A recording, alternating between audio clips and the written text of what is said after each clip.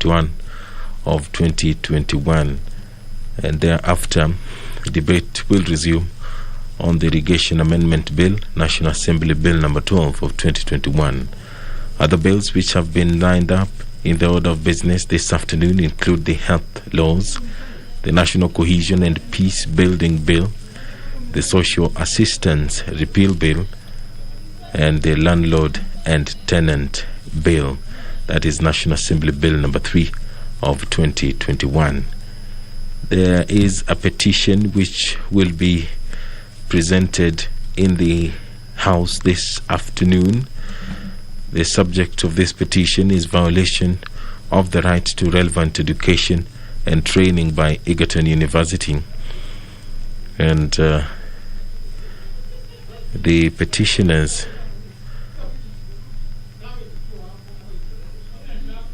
this petition to be reported by the Speaker on behalf of Messrs. The Reid, Olumasai, Ian and Alvin Omungeni, and the relevant committee will be the Departmental Committee on Education and Research. The members who will be asking questions this afternoon, among them the member for Kibra constituency, Honorable Bernard Okoth, the Honorable member for Ijara, Honorable Sophia Noor, the member for Embakasi West, Honorable George Theuri, the member for Baringo Central, Honorable Joshua Kandie, the member for Samburu North, Honorable Alois Lentoimaga, the member for Magarini constituency, Honorable Michael Kingi, the member for Gidunguri, Honorable Gabriel Kago. We'll also ask a question. This question will be directed to the Cabinet Secretary for Transport, Infrastructure, Housing and Urban Development and Public Works. The member for Bomet Central, Honorable Ronald Tundui, will ask the Cabinet Secretary for Water, Irrigation and Sanitation 3 questions. The member for Dagoretti North, Honorable Simba Arati, will ask the Cabinet Secretary for Lands and Physical questions as well. The member for Suba South, Honorable John Mbadi, will ask the Cabinet Secretary for Interior and Coordination of National Government questions as well. If you're just joining us, the business of the National Assembly this afternoon is about to commence, and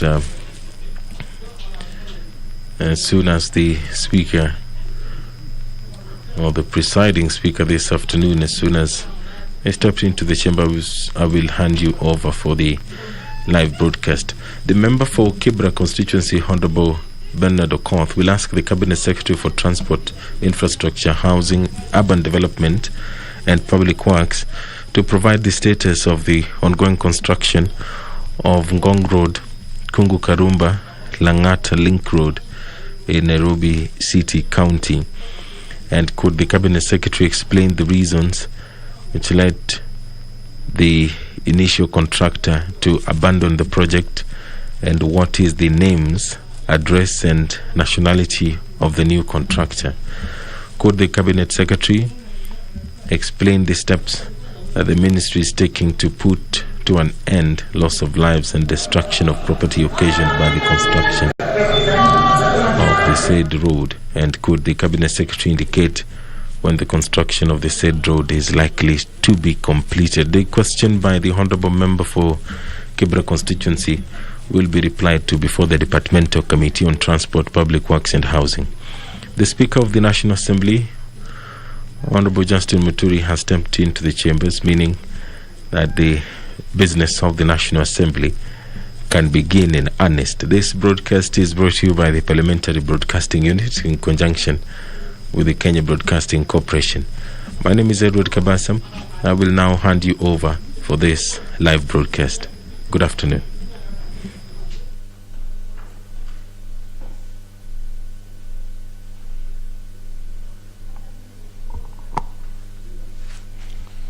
Honour members, let's pray.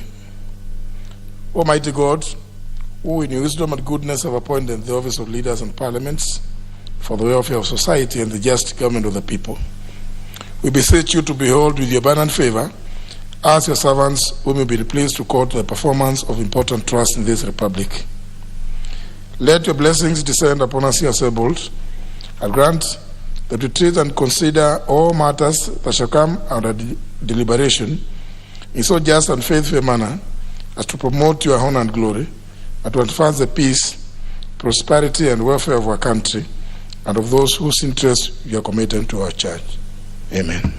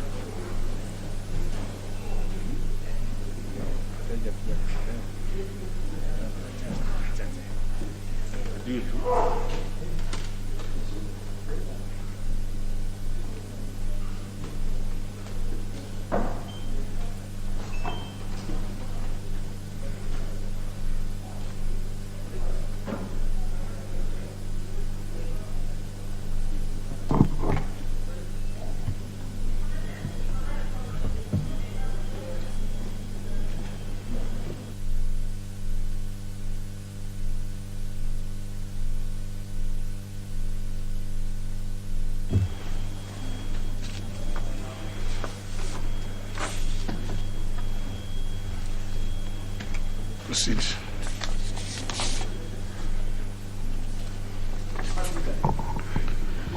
Order number 1, administration of oath. Order number 2, communication from the chair. Order number 3, messages. Order number 4, petitions.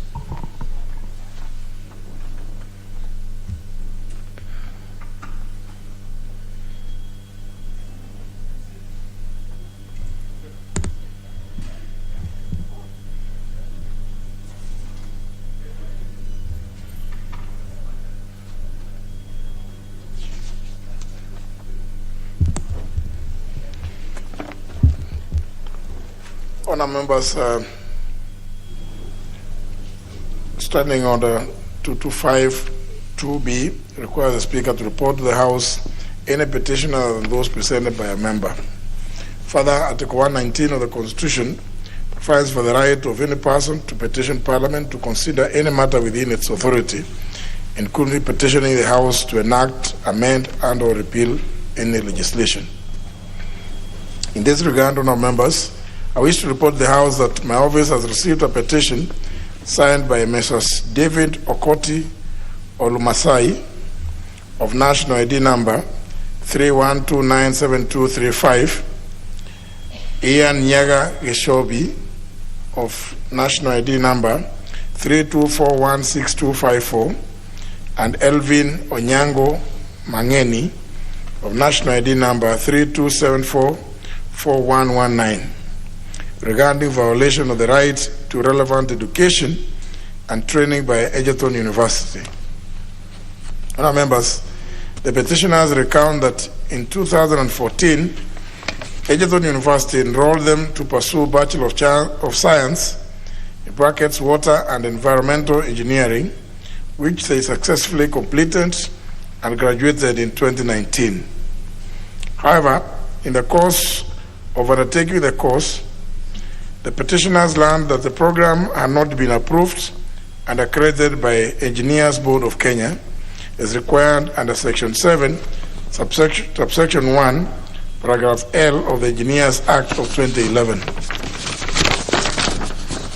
The petitioners aver that upon learning of the foregoing, they severally engaged the university between 2014 and 2019 to have the program approved and accredited before graduation. In the first instance, the university management undertook to have the program accredited by end of 2015, which the petitioners claimed it never happened. The petitioners would later be assured in 2016 that the Engineers Board of Kenya would carry out an accreditation inspection that would culminate in accreditation of the program at the university.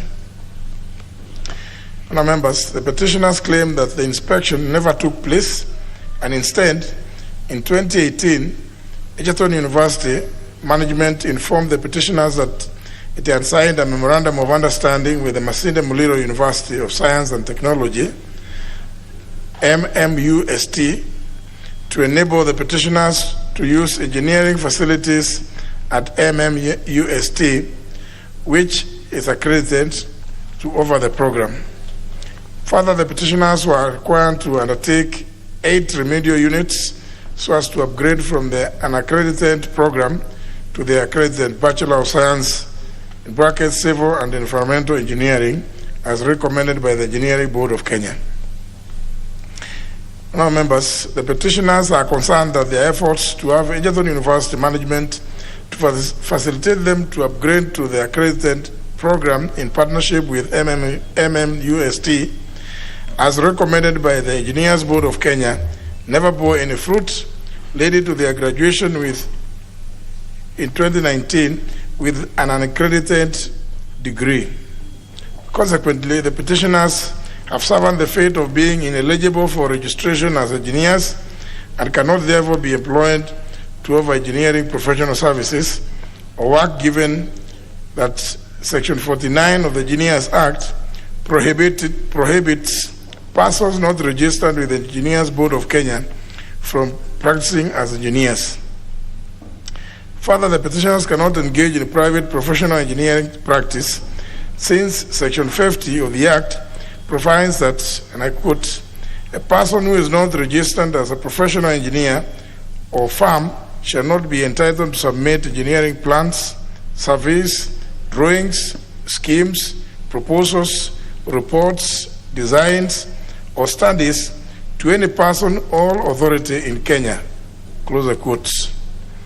In view of the foregoing, the petitioners are aggrieved that the inaction by the Egerton University that led to them graduating with unaccredited degree certificates rendered them ineligible for registration as professional engineers and has fatally jeopardized their rights to relevant education and training, as well as access to employment under Article 55 of the Constitution. Honourable members, the petitioners therefore pray the National Assembly, through the Departmental Committee on Education and Research, 1. Intervenes to ensure the management of Egerton University to immediately facilitate the petitioners to undertake the 8 remedial units necessary for them to upgrade from Bachelor of Science, Water and Environmental Engineering degree, which is not accredited, to the accredited Bachelor of Science, Civil and Environmental Engineering degree at no cost. 2. Inquires into the circumstances under which the university continued to offer an accredited degree in Bachelor of Science, Water and Environmental Engineering, with a view to recommending immediate cessation of enrollment of students to the program. And 3, makes any other recommendations so that the committee may deem fit in addressing the plight of the petitioners. And honourable members, having determined that the matters raised by the petitioners are well within the authority of this House, I order that the provisions of Standing Order 227(1), this petition be committed to the Departmental Committee on Education and Research. The committee is required to consider the petition and report its findings to the House and to the petitioners in accordance with Standing Order 227, subsection 2. I thank you.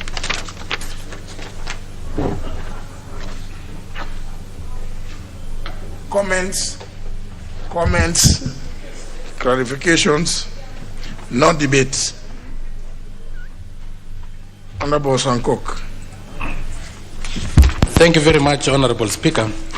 And Honorable Speaker, I have interacted with you within and outside Parliament, and I have no doubt that with your leadership skill, progressive thinking, and your knowledge, vast knowledge on governance, when you become the president, these issues will be solved and these students will not be facing such problems, Honorable Speaker. Honorable Speaker, and it is really a massive problem, and we need to address it surely.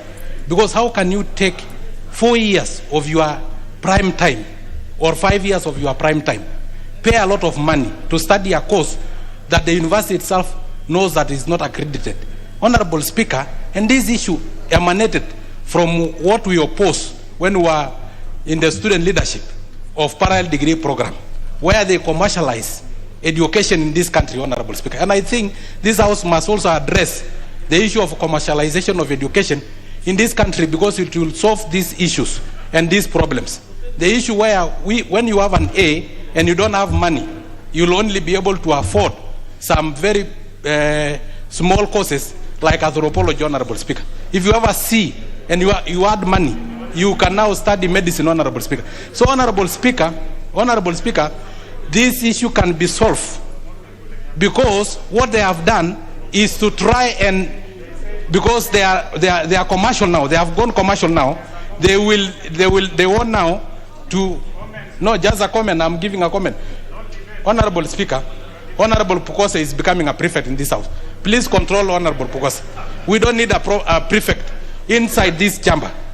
You know, and it's just a mono. Honorable Speaker, so to sum up, no, I'm finishing. So as a house, we should try to check the issue of commercialization, because this is what is bringing these problems. Because they are trying to make even small units be degree courses, so that they can attract more customers, so that they can get more money. So we should try to address this issue, and it is rightly before this House. Honorable Speaker, I support you that the committee should really fast track and make sure that it address this issue as quick as possible. Thank you, Honorable Speaker. Honorable Wamalo. Thank you, Mr. Speaker. Mr. Speaker, as the committee looks into this petition, we also want to know how was this course, Mr. Speaker, approved at the university, because before any course is offered, the Senate must approve. And when it comes to professional courses, Mr. Speaker, the professional bodies must approve first before the Senate approves the availability of this. And this, Mr. Speaker, has been happening to many universities. In the absence, Mr. Speaker, of adequate funding, universities have been coming up with mushrooming of courses for purposes of looking for funds, Mr. Speaker, at the expense of the market. So we request the Committee of Education to move with speed and even expand this net, so that if other universities are doing the same thing, Mr. Speaker, and an action must be taken immediately, Mr. Speaker. I thank you. Honorable Dawood Rahim. Thank you, Mr. Speaker. Mr. Speaker, I want to join my colleagues in this petition. I think it's very important, Mr. Speaker. You cannot be studying for many years and then you're told your course is not accredited. Mr. Speaker, there was a time a couple of years back as well, there was an issue with the Institute of Engineers.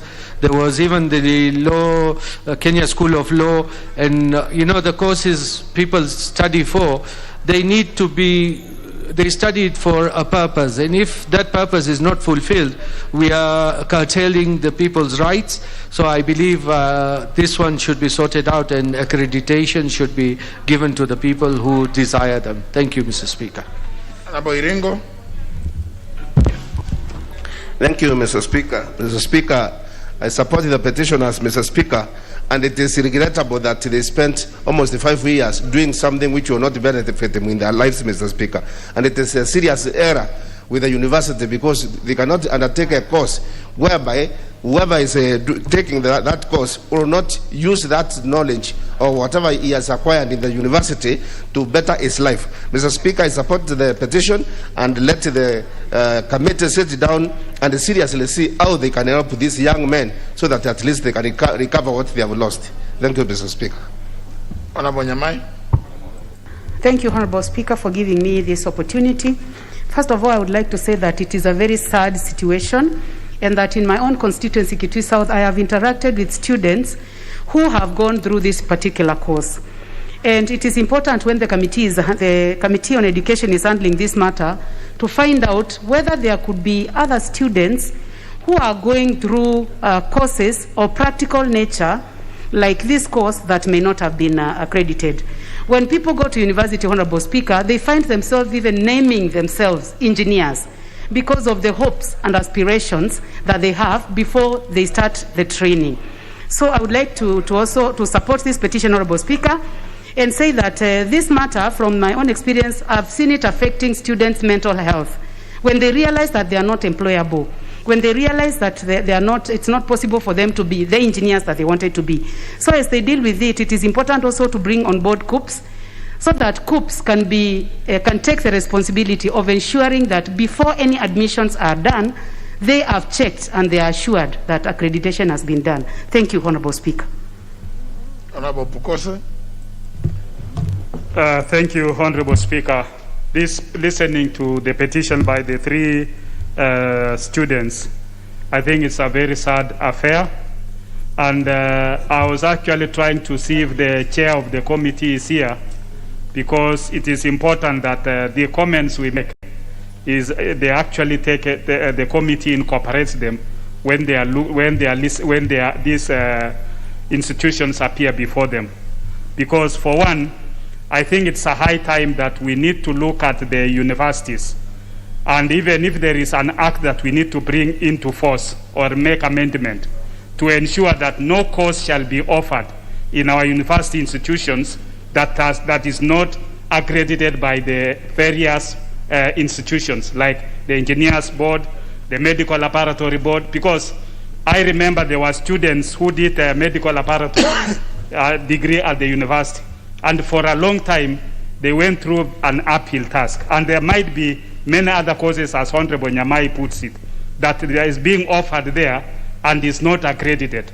I think when the House passes the law on issues of making sure that professional organizations are accredited by their various bodies, it is also the honors of these bodies to make sure that they supervise those institutions and make sure that they are offering both quality and what meets the standards of the various institutions. So I think, Honorable Speaker, this is a matter that the committee should look at it very fast, urgently, because time is of essence, and so that we can be able to resolve it. Thank you, Honorable Speaker. I support it.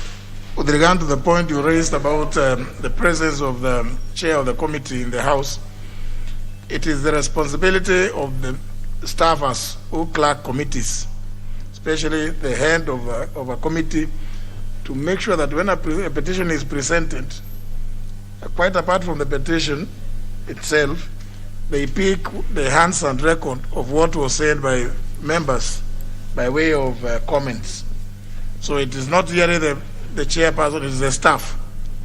That is what they are supposed to do, so that when the committee begins to consider the petition, they also have before it the comments which were made by members. These comments are not in vain, and that's the point. The staff must know that. Obviously, the clerk is directed to ensure that at all times always happens. Honorable Sosion. Thank you, Honorable Speaker.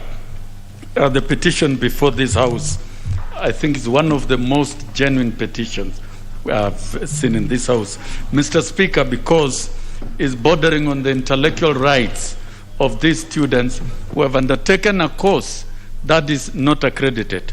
Mr. Speaker, the committee then should prioritize and give due treatment to this petition.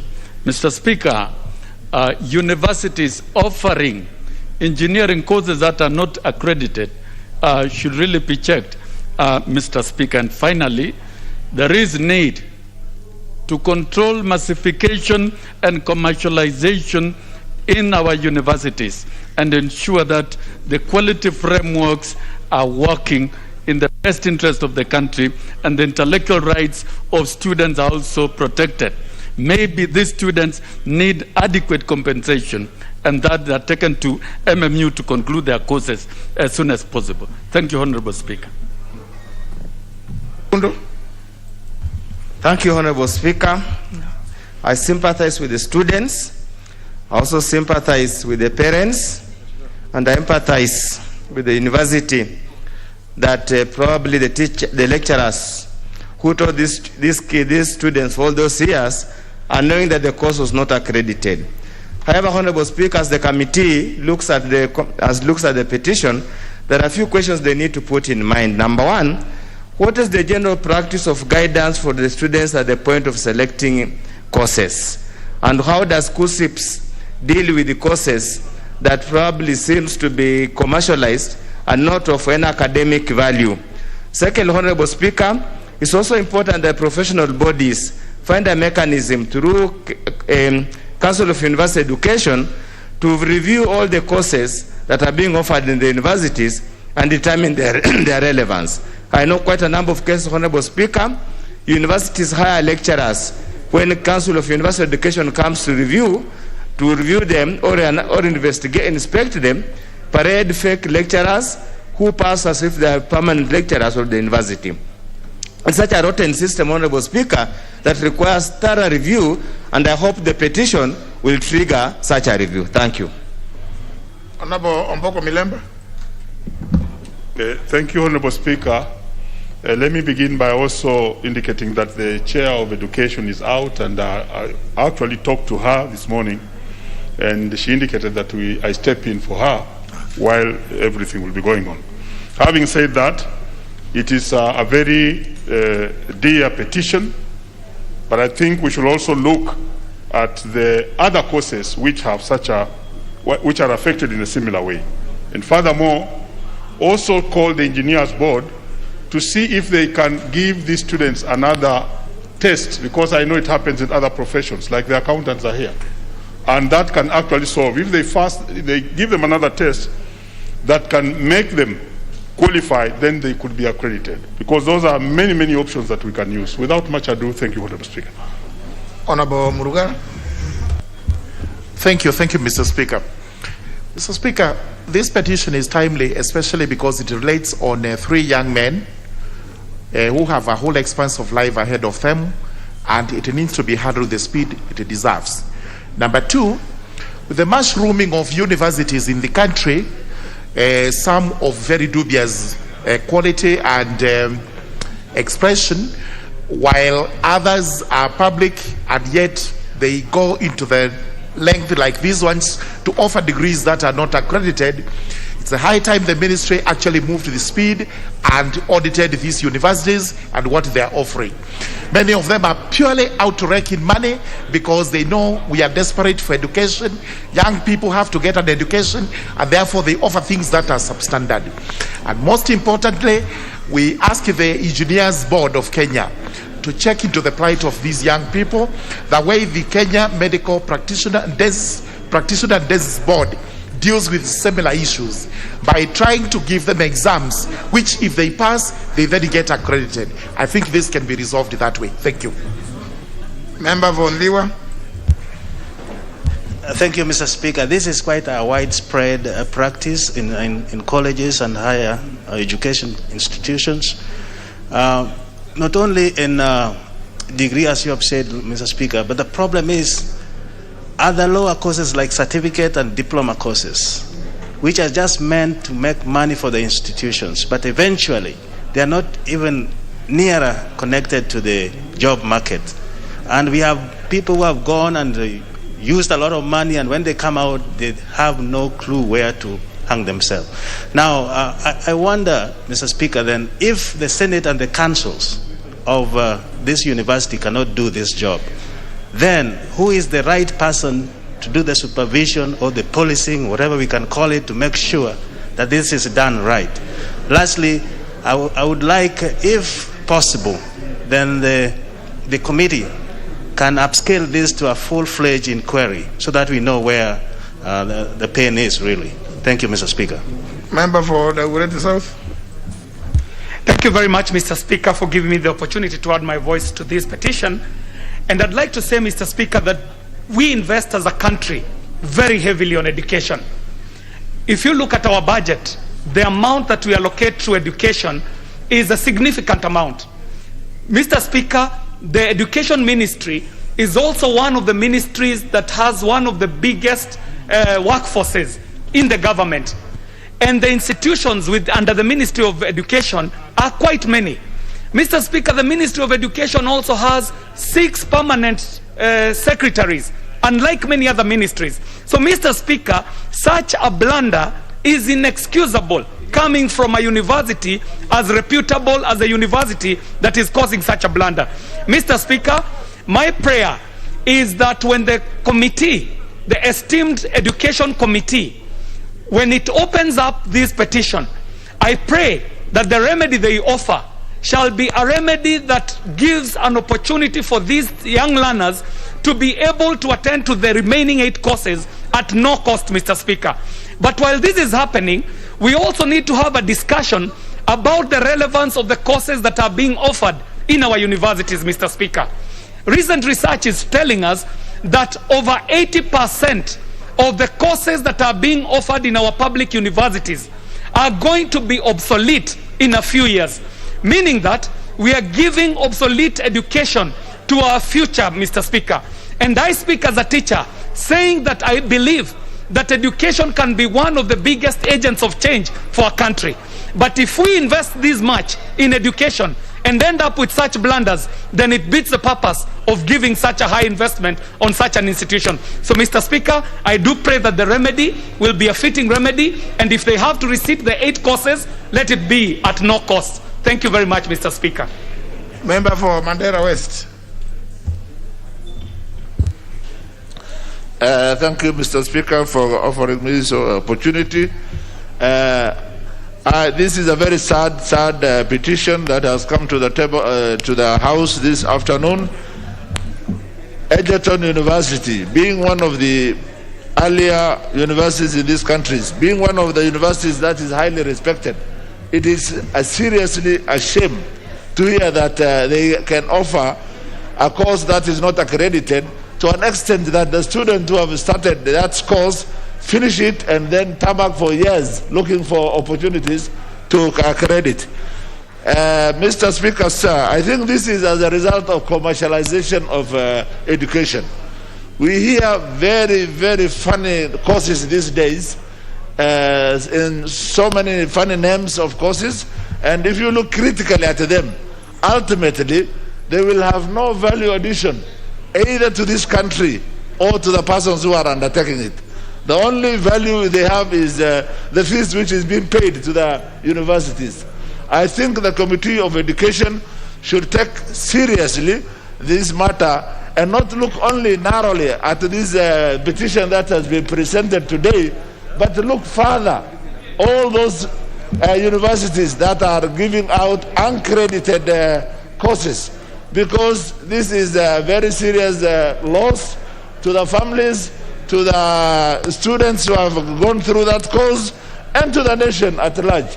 So I really support, and my suggestion is that let us go deeper and investigate all those universities that are offering uncredited courses, that are offering courses that are not giving any value to this country, that are not giving any value to the students, that are ultimately going to waste time and resource of the students and the parents and the country at large. Thank you, sir.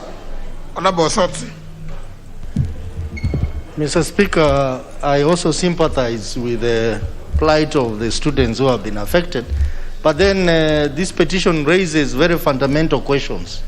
The first question is how would a university as serious as Egerton University develop a course, design a course, have it approved by the University Council, have it approved by the Commission of Higher Education, train and examine people without the involvement of the Engineering Registration Board? I think this is a very serious issue. Secondly, where is the Engineering Registration Board? I think they need to be proactive as well. They need to monitor courses offered by universities and give their verdicts early enough, rather than wait until people have done the course and graduated, and then they come and say they cannot accredit. I think this is a very serious petition, and I hope the committee will give it justice so that we don't have a repeat of the same scenario in future, Mr. Speaker. Honorable Kosing. I thank you, Honorable Speaker, for this opportunity. And I want to echo your wisdom, Honorable Speaker, that even if we chairs are not in Parliament, that members are not making these comments for nothing. That is a very big statement, Honorable Speaker, because it will inform the debates at the committee level. Honorable Speaker, this petition raises a number of issues that requires comment. Number one is, Honorable Speaker, in our training, what happens in supply and what happens in demand? it looks like, Speaker, the demand and supply are not together, all together. So the supply is doing their own things, meaning colleges. Then the demand, which is market, they're also doing their own things. And therefore, the objectives are completely different, Honorable Speaker, and I would really appeal to the committee to look at that, whether we need to bring them together so that we train, Honorable Speaker, our students, because there's no need, Speaker, to spend money until 4 years or 5 years, and then you're not accredited, Honorable Speaker. Can you imagine, and I want to give this good example. Speaker, few years, in the last parliament particularly, you will find that somebody graduates from university as a teacher, having done a D+ in Form 4, or even at least less than a C+, Honorable Speaker, D+, C-, would get a degree, Honorable Speaker, for teaching in secondary schools. Then what happens? TSC declines to honor that kind of degree because, according to them, that's not a qualification. Then you wonder, it is this country that trains those people to have a degree. The same country denies them a job at TSC. It means, Honorable Speaker, that there is a disconnect which the committee needs to look at. Finally, Honorable Speaker, I would urge the committee also to call IEK to give also their comments, Honorable Speaker, so that we make something productive. But in this country, we want the demand and supply to work together for the benefit of our country, Honorable Speaker. I thank you. Member for Nyariba Richache. Thank you, Honorable Speaker. I sympathize and empathize with the students involved because, Honorable Speaker, the parents have invested heavily. The parents have invested heavily. The students have invested in their time. They have invested in their ambitions. And they're getting, at the end of it all, they're told that it's not possible for them to graduate and be recognized for the courses they have been trained on. Honorable Speaker, it's not fair. It's painful to the parents. That should not happen again. I think the ruling of the Committee of Education should be a precedent. That should not be used across the board because we have had several of those cases happening everywhere, and including foreign universities, Honorable Speaker. The government should come up with a policy guideline on how they want our students who are pursuing education outside the country to conduct themselves, because you don't wait for them to finish and then you tell them they're not accepted or they're not recognized in Kenya, Honorable Speaker, because then you have lost money. We have lost foreign currency to those countries.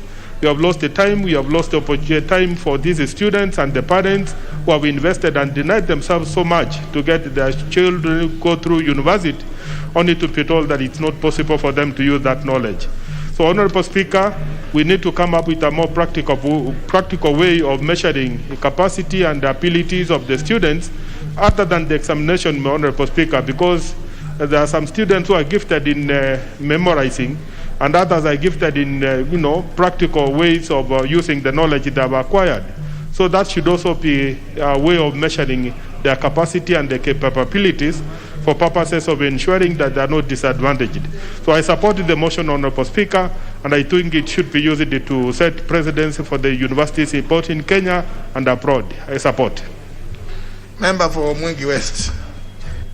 Thank you, Speaker. Mr. Speaker, I rise to support this petition by the students. Mr. Speaker, I know the way it has drawn so many actually attention from the members, it is a clear justification that a lot of students are really suffering, Mr. Speaker. Mr. Speaker, on onset, I just want to empathize with the parents who have been really straining during this economic time. And when you educate your child for so many years and then you end up having fake certificates, it is not acceptable. Mr. Speaker, I'm just joining the rest of the members in condemning this issue, and let all the university chancellor who was responsible for that be brought to books, Mr. Speaker. Mr. Speaker, we would like to see justice served to these students, Mr. Speaker. They have lost a lot of money. They have lost a lot of time, and time wasted never recovered, Mr. Speaker. Thank you very much for giving me this opportunity to add this voice on. Thank you. Very well. Petition referred to the committee as earlier on directed. Next order. Order number 5, papers. Leader of the majority party. Honorable Speaker, I beg to lay the following papers on the table of the House today, Wednesday, August the 18th, 2021, in the afternoon sitting. One, the fourth quarterly economic and budgetary review report for the financial year 2020-2021 from the National Treasury. Number two, the reports of the Auditor General financial statements in respect to the following institutions for the year ended 30th of June 2019 and the certificates therein. Bomet University College, Rongo University, and Postal Corporation of Kenya. And number three, the reports of the Auditor General and financial statements in respect to the following institutions for the year ended 30th of June 2020 and the certificates therein for Alupe University College and Information and Communication Technology Authority. Thank you, Mr. Speaker. The chairman or chairperson, Justice and Legal Affairs Committee, or a member thereof. Honorable Wambugu Munene. Thank you, Mr. Speaker. On behalf of the chairperson, Justice and Legal Affairs Committee, I beg to lay the following paper on the table of the House today, Wednesday, 18th August 2021, afternoon sitting. Report of the Departmental Committee on the Justice and Legal Affairs on its consideration of the Public Participation Bill, National Assembly Bill number 71 of 2019. Thank you, Mr. Speaker. Very well. Next, the chairman of Public Transport and Works Committee. Honorable Kosing. Yes, I thank you, Speaker. Honorable Speaker, I beg to lay the following paper on the table. I beg to lay the following papers on the table of the House today, Wednesday, August 18, 2021, afternoon sitting. Reports of the Departmental Committee on Transport, Public Works and Housing on its consideration of 1. The Landlord and Tenant Bill, National Assembly Bill number 3 of 2021, and ratification of the agreement amending the air transport agreement between Kenya and the United States of America. I thank you, Honorable Speaker.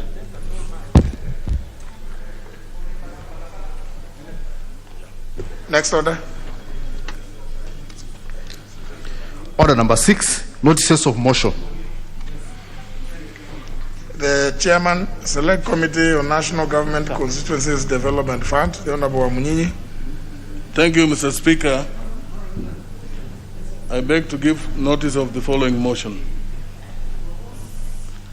That pursuant to the provisions of Section 43(4) of the National Government Constituency Development Fund Act 2015 and paragraphs 5, subparagraph 2 and 10 of the National Government Constituency Development Fund Regulations 2016, this House approves the list of nominees for appointment to the following 2 constituency committees of the National Government Constituency Development Fund, laid on the table of the House on Tuesday, August 3, 2021. 1, Nambale constituency, and 2, Sirisia constituency. I thank you, Mr. Speaker. Very well. The chairman, Departmental Committee on Transport, Public Works and Housing. I thank you again, Right Honorable Speaker. Honorable Speaker, I beg to give notice of the following motion.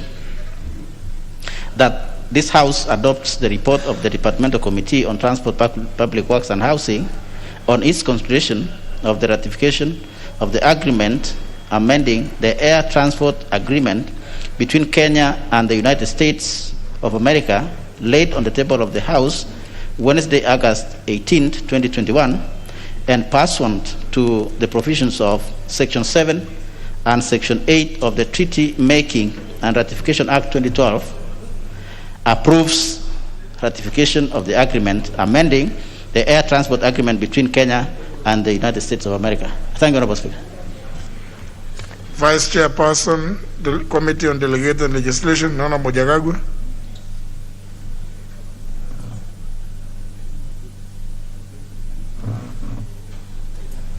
Honorable Speaker, I beg to give notice of the following motion, that this House adopts the report of the Committee on Delegated Legislation on its consideration of the draft elections campaign financing regulations submitted by the Independent Elections and Boundaries Commission on 5 August 2021 laid on the table of the House on Tuesday, 17th August 2021, and pursuant to the provisions of Article 10, 118, 259 of the Constitution, the Interpretations and General Provisions Act, Cap 2, Section 5, 12, 18, 19, and 29(2) of the Electoral Campaign Finance Act 2013 and Section 18 of the Statutory Instruments Act 2013, annuls in its entirety contributions and spending limits for political parties and the candidates for the purposes of the general elections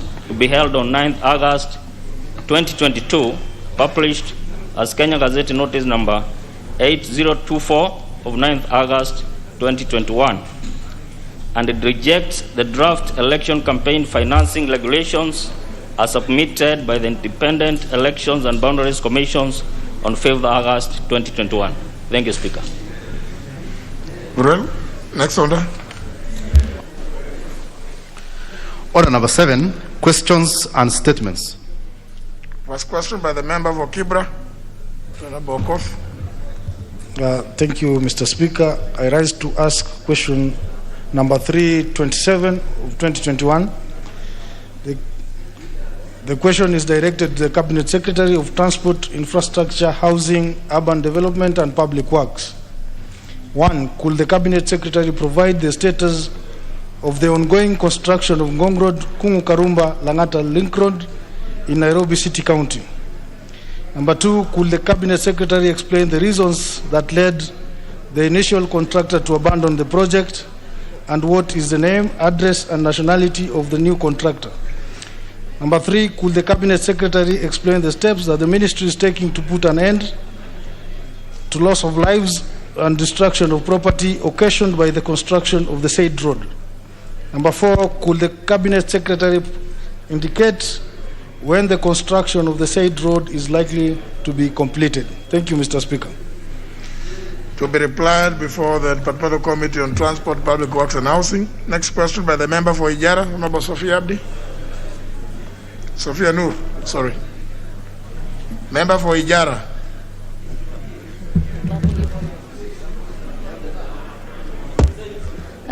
Thank you, Mr. Speaker, for giving me this chance. And I would like to ask question 332/2021. Could the Cabinet Secretary explain the steps being taken by the government to address frequent community conflict among the arid and semi-arid region of the country, which has caused death, destruction of properties, and result in significant increase in the number of orphans and widows, and raise in poverty levels in the said areas? Could the Cabinet Secretary explain why Kenya Police Reservists were withdrawn in most parts of the areas? Question will be replied before the Departmental Committee on Administration and National Security. Next question by the member for Embakasi West, Honorable George Theuri. Thank you, Mr. Speaker. I rise to ask a question to the Cabinet Secretary for Transport, Infrastructure, Housing, Urban Development and Public Works. Could the Cabinet Secretary explain what has caused the inordinate delay in the allocation of stalls in the new Wakulima market located along Kagundo Road to small-scale traders who are displaced following the construction of Outer Ring Road? Number 2, could the Cabinet Secretary confirm whether the multi-agency team established to formulate the allocation criteria for these stalls carried out public participation prior to the formulating and publishing the criteria in the local newspapers, and if not, undertake to have the exercise repeated with a view to ensuring the involvement of all stakeholders as well as the public? Could the, number 3, could the Cabinet Secretary provide the status compensation for the traders for the loss suffered following the displacement, and indicate the measures put in place by the ministry to ensure that only genuine persons benefit from the compensation? Thank you, Mr. Speaker. Very well. Question will be replied to before the Departmental Committee on Transport, Public Works and Housing. Next question by the member for Baringo Central, the Honorable Joshua Kadie. Thank you, Honorable Speaker. I stand to ask question number 338 of 2021. And it is directed to the Cabinet Secretary for Transport, Infrastructure, Housing, Urban Development and Public Works. 1. Could the Cabinet Secretary explain the measures in place to ensure maximum utilization of Eldoret International Airport for both passenger and cargo? 2.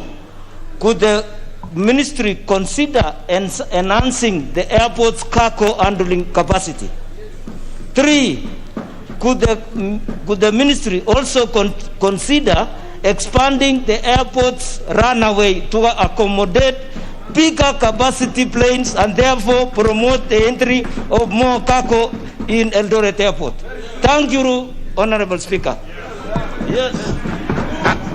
No, why you?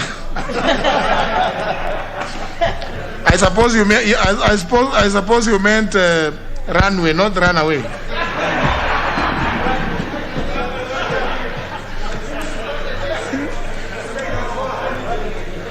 It will be replied before the Departmental Committee on Transport, Public Works and Housing. The next question by the member for Samburu North, the Honorable Leto Imaga. Thank you so much, Mr. Speaker. Mr. Speaker, I rise to ask question number 339 of 2021, directed to the Cabinet Secretary for Interior and Coordination of National Government. Number 1, could the Cabinet Secretary provide status of investigation into the recent invasion and raids by heavily armed bandits in the following areas on Samburu North constituency, namely Mbukoi Village, Marti location on 18th July 2021, where Lemagana, Lekilele and Lomoduka, Le Rousseau were killed and 400 cows driven away towards Kuta Valley. Ngorishe area, Gotical sublocation of Wasananga Division, location on 19th July 2021, where Majeres Leparoya was killed and 4 other men critically injured. Lonjorin village in south or location, where 27 camels were driven away towards Kuta Valley again, and Donyonker village in Suyan location on 23rd July 2021, where 200 goats and 30 calves belonging to Lentiro family were stolen. Number 2, what steps the ministry is taking to ensure that the livestock stolen from the said villages are recovered and returned to their rightful owners? Number 3, what action is being taken against police officers in Samburu North Sub-County who, despite being in close proximity to the crime scenes, failed to respond to distress calls? Number 4, which is the last one, what policy measures have been put in place to contain the increased insecurity and banditry in Samburu North constituency and other neighboring areas which have significantly increased following the disarmament of the National Police Reservists? Thank you, Mr. Speaker. Question will be replied before the Departmental Committee on Administration and National Security. The next question is by the member for Magarini, the Honorable Michael Kingi. Member for Magarini, the Honorable Michael Kingi. Next question is by the member for Githunguri, the Honorable Gabriel Kago.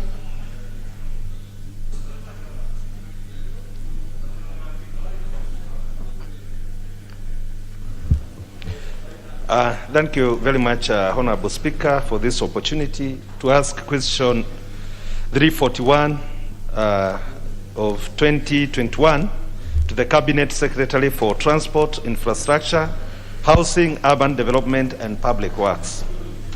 Roman 1. Could the Cabinet Secretary explain why the upgrading of the 15-kilometer Nyaga-Kiabororo-Kamushege Road in Githunguri constituency to a bitumen standard is yet to commence despite the contract being awarded in June 2016? Roman 2, considering that the said road,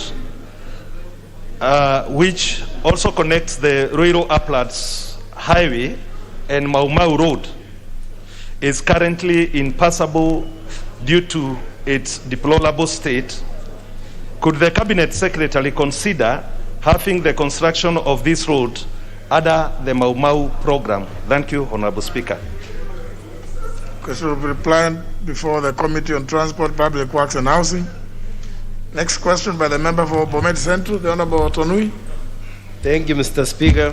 I rise to ask the Cabinet Secretary for Water, Irrigation and Sanitation, question number 342-2021, the following questions.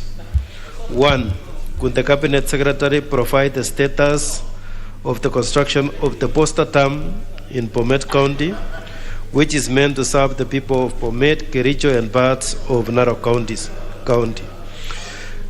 2. Could the Cabinet Secretary explain what has caused the inordinate delay in its construction and provide the measures the Ministry has put in place to fast-track its completion?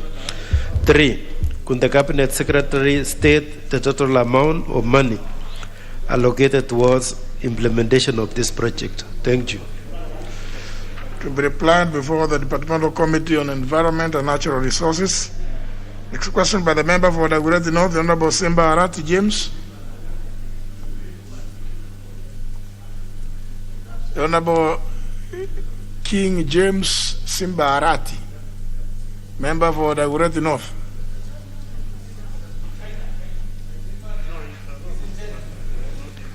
Next question by the member for Suba South, the Honorable John Bandi. Thank you, Mr. Speaker. Mr. Speaker, my question is number 347 of 2021 on the order paper, and is directed to the Cabinet Secretary for Interior and Coordination of National Government. Mr. Speaker, Roman 1, could the Cabinet Secretary explain the circumstances that led to the killing of the late Michael O'Hara Simon of ID number as stated in the order paper, but let me just read it, 2566518, a fisherman at Gateway Beach in Sindo, but whose home is at Ro Wangapala in Kaksingiri West location, Suba South constituency, who was shot and thrown into Lake Victoria by people suspected to be Uganda security personnel on 5th of August 2021, as reported at Ringiti Police Post via occurrence book number 030508/2021. Roman 2, Mr. Speaker, I would want the Cabinet Secretary also to explain what action is the Ministry taking to recover the body of the late fisherman and hold the security personnel accountable for his death. Number 3, or Roman 3, what is the role of the Kenya Coast Guard services in assisting and protecting the lives of the fishing community in Lake Victoria?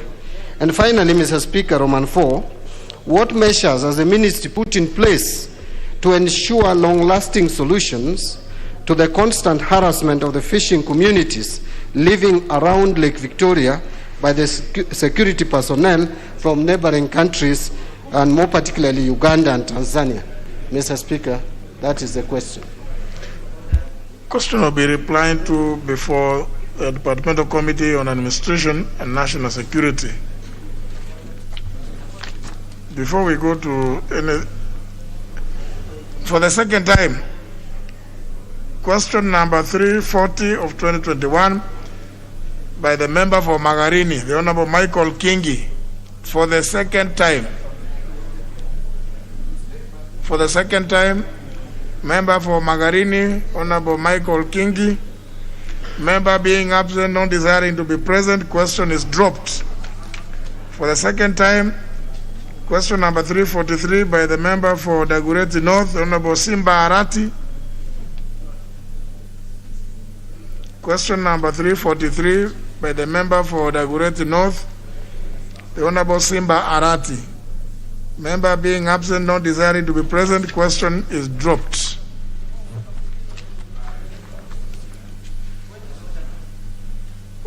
Honorable Undo, what is out of order?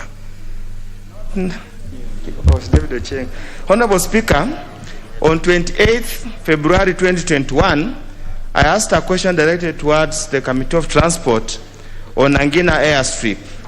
Honorable Speaker, I have not received any answer and have not been given any indication when the answer will be forthcoming from 28th February, the year of our Lord 2021. Second, Honorable Speaker, I also asked for a request for a statement dated 1st July 2021 on Kenya Transport and Logistics Network, KTLN.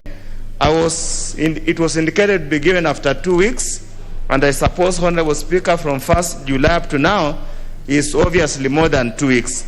Finally, Honorable Speaker, I want to associate myself with the question raised by the leader of minority party, and I wish the day when the questions being answered, we could be informed, because we suffer from similar calamities every single day. I have to pay a lot of money, I have to retrieve bodies and bury those ones killed by the Uganda security forces. I suppose this matter is so critical, probably we could even turn it into a petition so that we deal with this matter with finality. Thank you, Honorable Speaker. Well, I think when the question is being replied to before the committee, I think obviously, in fairness, the Honorable John Bandy and including yourself, all of you will be notified to be present when the Cabinet Secretary is responding. Next order. Order number 8, procedural motion. Consideration of certain business received during the recess period. Sorry, the member for honorable, what do you call them? Member for, it's called popularly Honorable Gathirwa Mwangi, is it? Yeah, but I know you have some other acronym, something to do with the military. I know where he is. He's yes. Thank you, Mr. Speaker. I'm Benjamin Gadiro Mwangi. The other one is Major Donk. And Honorable Speaker, I read standing order number 83 to raise point of order on very grave matters of conflict of interest relating to chairperson of the Select Committee on National Cohesion, Equal Opportunity, Honorable Maina Commander. Honorable Speaker, you have severally guided this House on matters of conflict of interest and urged us from time to time to refrain from participating on matters that conflict with our constitutional duties as members of Parliament. Honorable Speaker, indeed the chapter on leadership and integrity in the Constitution clearly prohibits state officers, including members of this House, from behaving in a manner, whether in public and official life, in private life, or in association with other persons that avoid any conflict between personal interest and public interest or official duties. This is provided for in Article 75 of the Constitution. Honorable Speaker, further to Article 73 of the Constitution, which exposes the responsibility of leadership, also provides that 1, the guiding principles of leadership and integrity is objectivity and impartiality in decision making, and ensuring that decisions are not influenced by nepotism, favorism, other improper motive, or corrupt practices. Honorable Speaker, in addition to the Constitution, our own standing order number 90 provides that a member who wishes to speak on any matter in which the member has personal interest, and allow me to note that personal interest include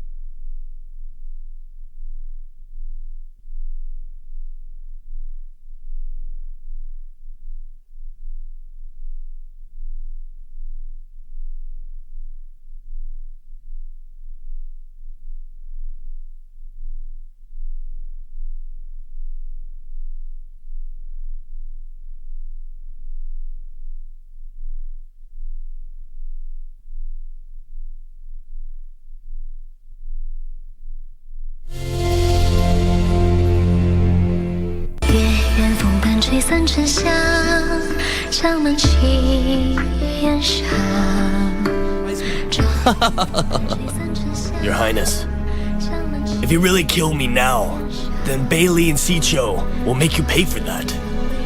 Even if you ascend the throne later. Look at what you've done! I'm so disappointed with you.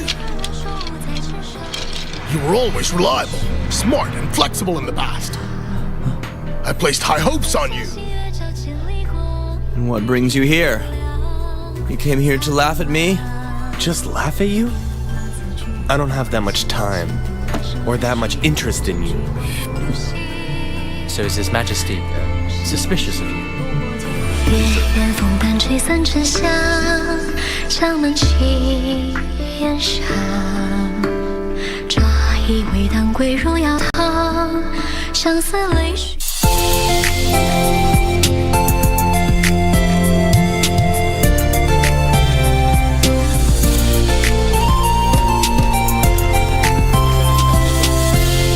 To this end, Honorable Speaker, I seek your guidance on this matter and request that you issue a standing directive that Honorable Commander shall not preside or participate in deliberation of the committee on any matter touching all relating to the National Cohesion Integration Commission. This, Honorable Speaker, shall ensure that the committee of this House also adheres to the dictate of Article 73 and 75 of the Constitution and avoid conflict of interest. I thank you, Chair. Leader Majority. Honorable Speaker, I got very concerned that in the pretext of asking for a statement, the members seem to have been flouting the standing orders by discussing the conduct of a member without a substantive motion. Because that's what came out. So, Honorable Speaker, unless the member is willing to bring a substantive motion to bring out those issues, then canvass for action pursuant to that, I would urge that you order that his words be expunged from the records of this House. I see quite a number of you have placed interventions. Is it about the same? Honorable John Bundy? Mr. Speaker, just like the majority leader, I'm also a bit confused, but in a different line. The honourable member was asking or raised this as a point of order and is seeking for your guidance that Honourable Commander, who is chairing a committee of the House, has acted without disclosing that he has conflict of interest. But he has not specifically spelled out where this conflict of interest was called to question. Because, Mr. Speaker, if we are going to follow where relatives of members of parliament work, Mr. Speaker, that is a job that we cannot give you. For example, Mr. Speaker, the chair of Public Investments Committee of this House is responsible, or that committee is responsible for looking into the accounts of all parastatals. Are you telling me, Mr. Speaker, that before we elect a chair of a Public Investment Committee, we need to find out whether any of his relatives or her relatives works in any of the many parastatals in this country, Mr. Speaker? Mr. Speaker, that is a job you cannot give. So what the honourable member would have done, and I think we are giving him this guidance because he's a new member of parliament, to do a better job. Has he been here for more than one term? He has been here for 4 years. Anyway, to many, that is quite a long time. Maybe I think I'm using some kind of barometer or a yardstick, which is a bit like, I think I'm old for the House. But Mr. Speaker, what the honourable member would have done was to find an instance where the chair of the committee has acted in breach of our standing orders. But just the mere fact that some relative, and he was asking us that the chair is giving his son-in-law money, and that son-in-law is giving his daughter money. I don't know which is this money, and why should we stop Honorable Commander from giving money to son-in-law? It's not our business. He can give money to his son-in-law, but if he's referring to budgetary allocation, Honorable Commander does not provide money.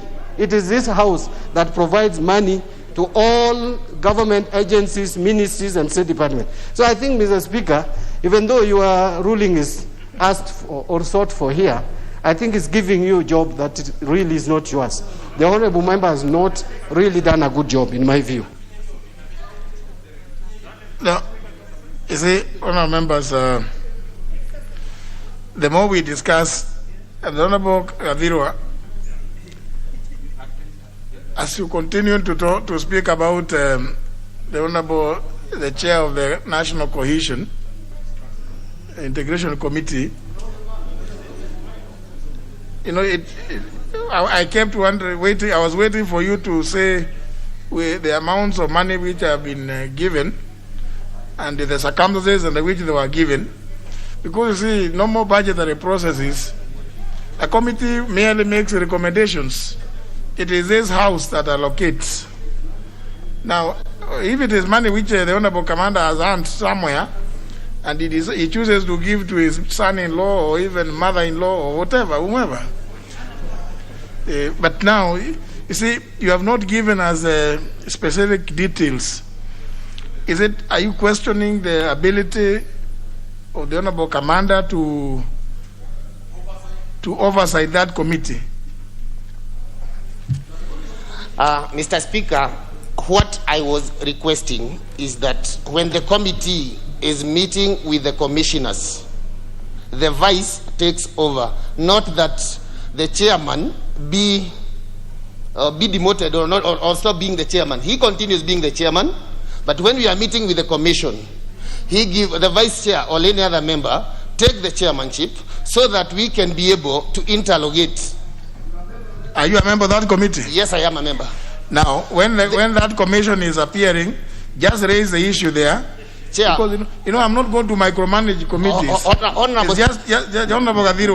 It's just to advise you what you need to do. When that is happening, just raise the issue before the... So, Honorable Sankok. Wait. Raise the matter there so that you request that the chair leaves the chair for the reasons that you've stated, so that the rest of you, the members of the committee, will listen to what the commission has to tell you. In the event that it is something that you think is going to cause any conflict. But surely, even if you as the members of that committee have liberty to question any of those commissioners. But you can always request that the chair leaves the chair. Honorable Speaker, the reason of studying and raising that matter is what happened in Mombasa on Friday.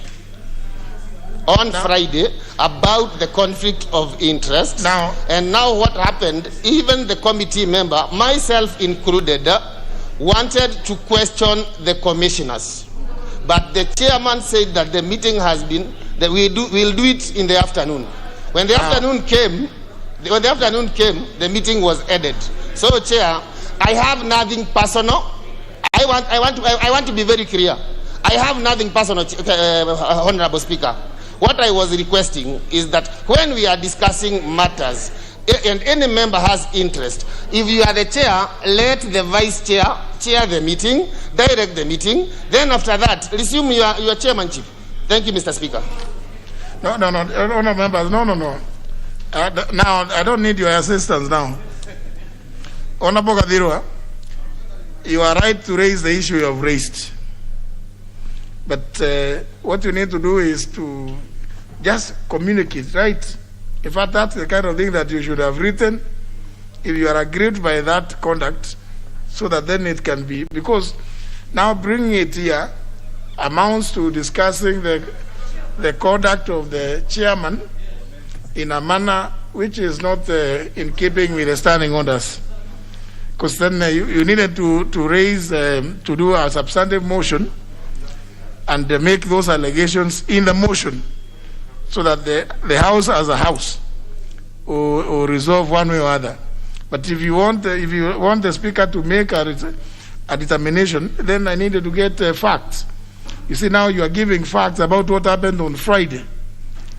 Now, I have no knowledge of what happened on Friday. I would have to go and start digging.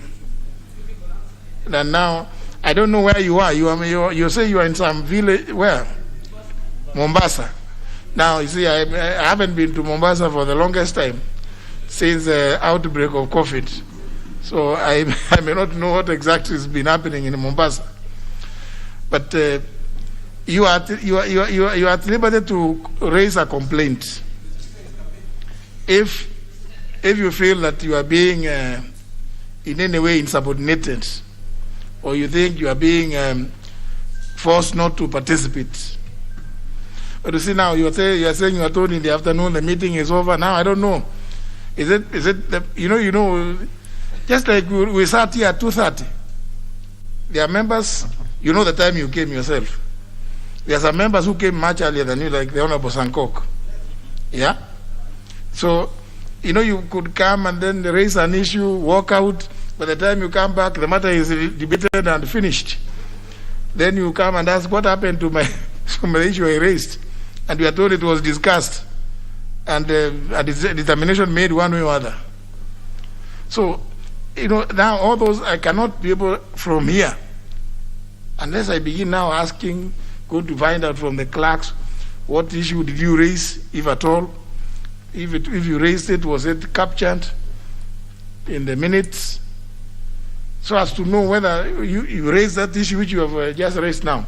Did you actually raise it?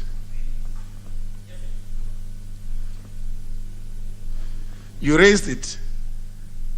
Yes, Honorable Speaker, I raised that issue in the meeting, but the chairman overruled and said.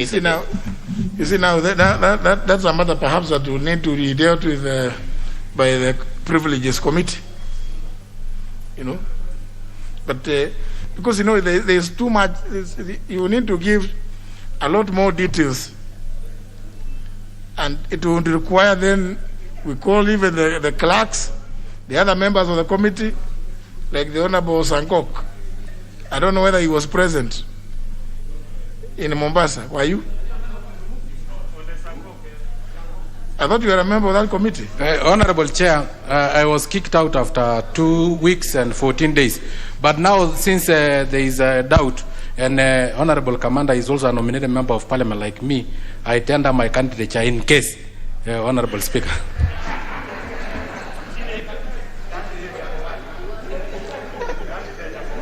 The Honorable, I saw the hand of the Honorable Janet Nagabo. Are you a member of the committee?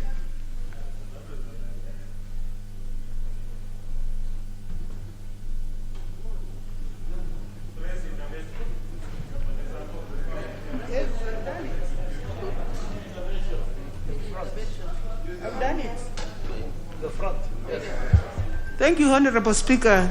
Mr. Speaker, you was also there.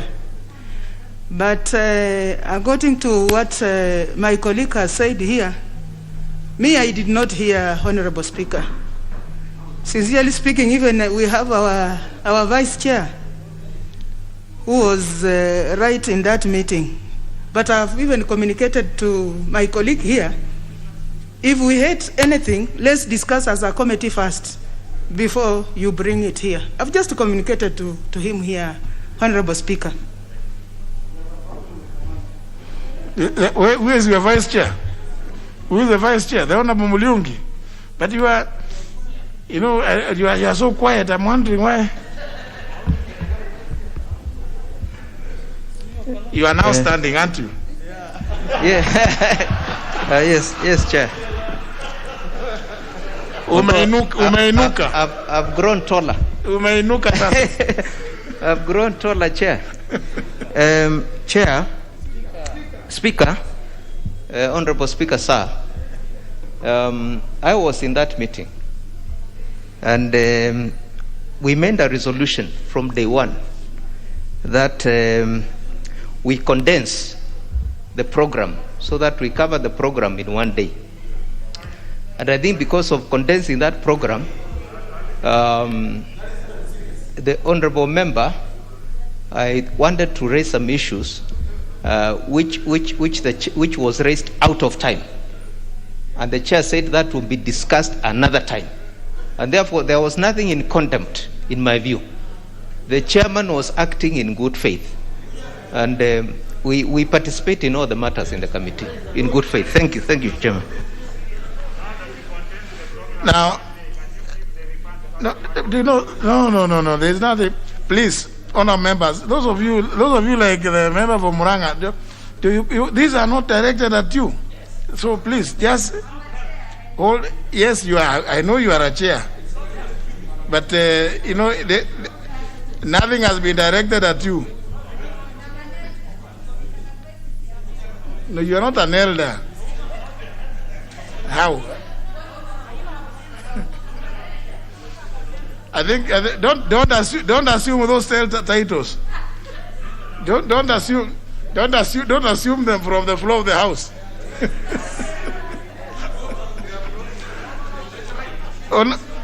Honorable Gadirwa, I think let's put this matter to rest. You discuss, Honorable Gadirwa. I am not going to make any ruling.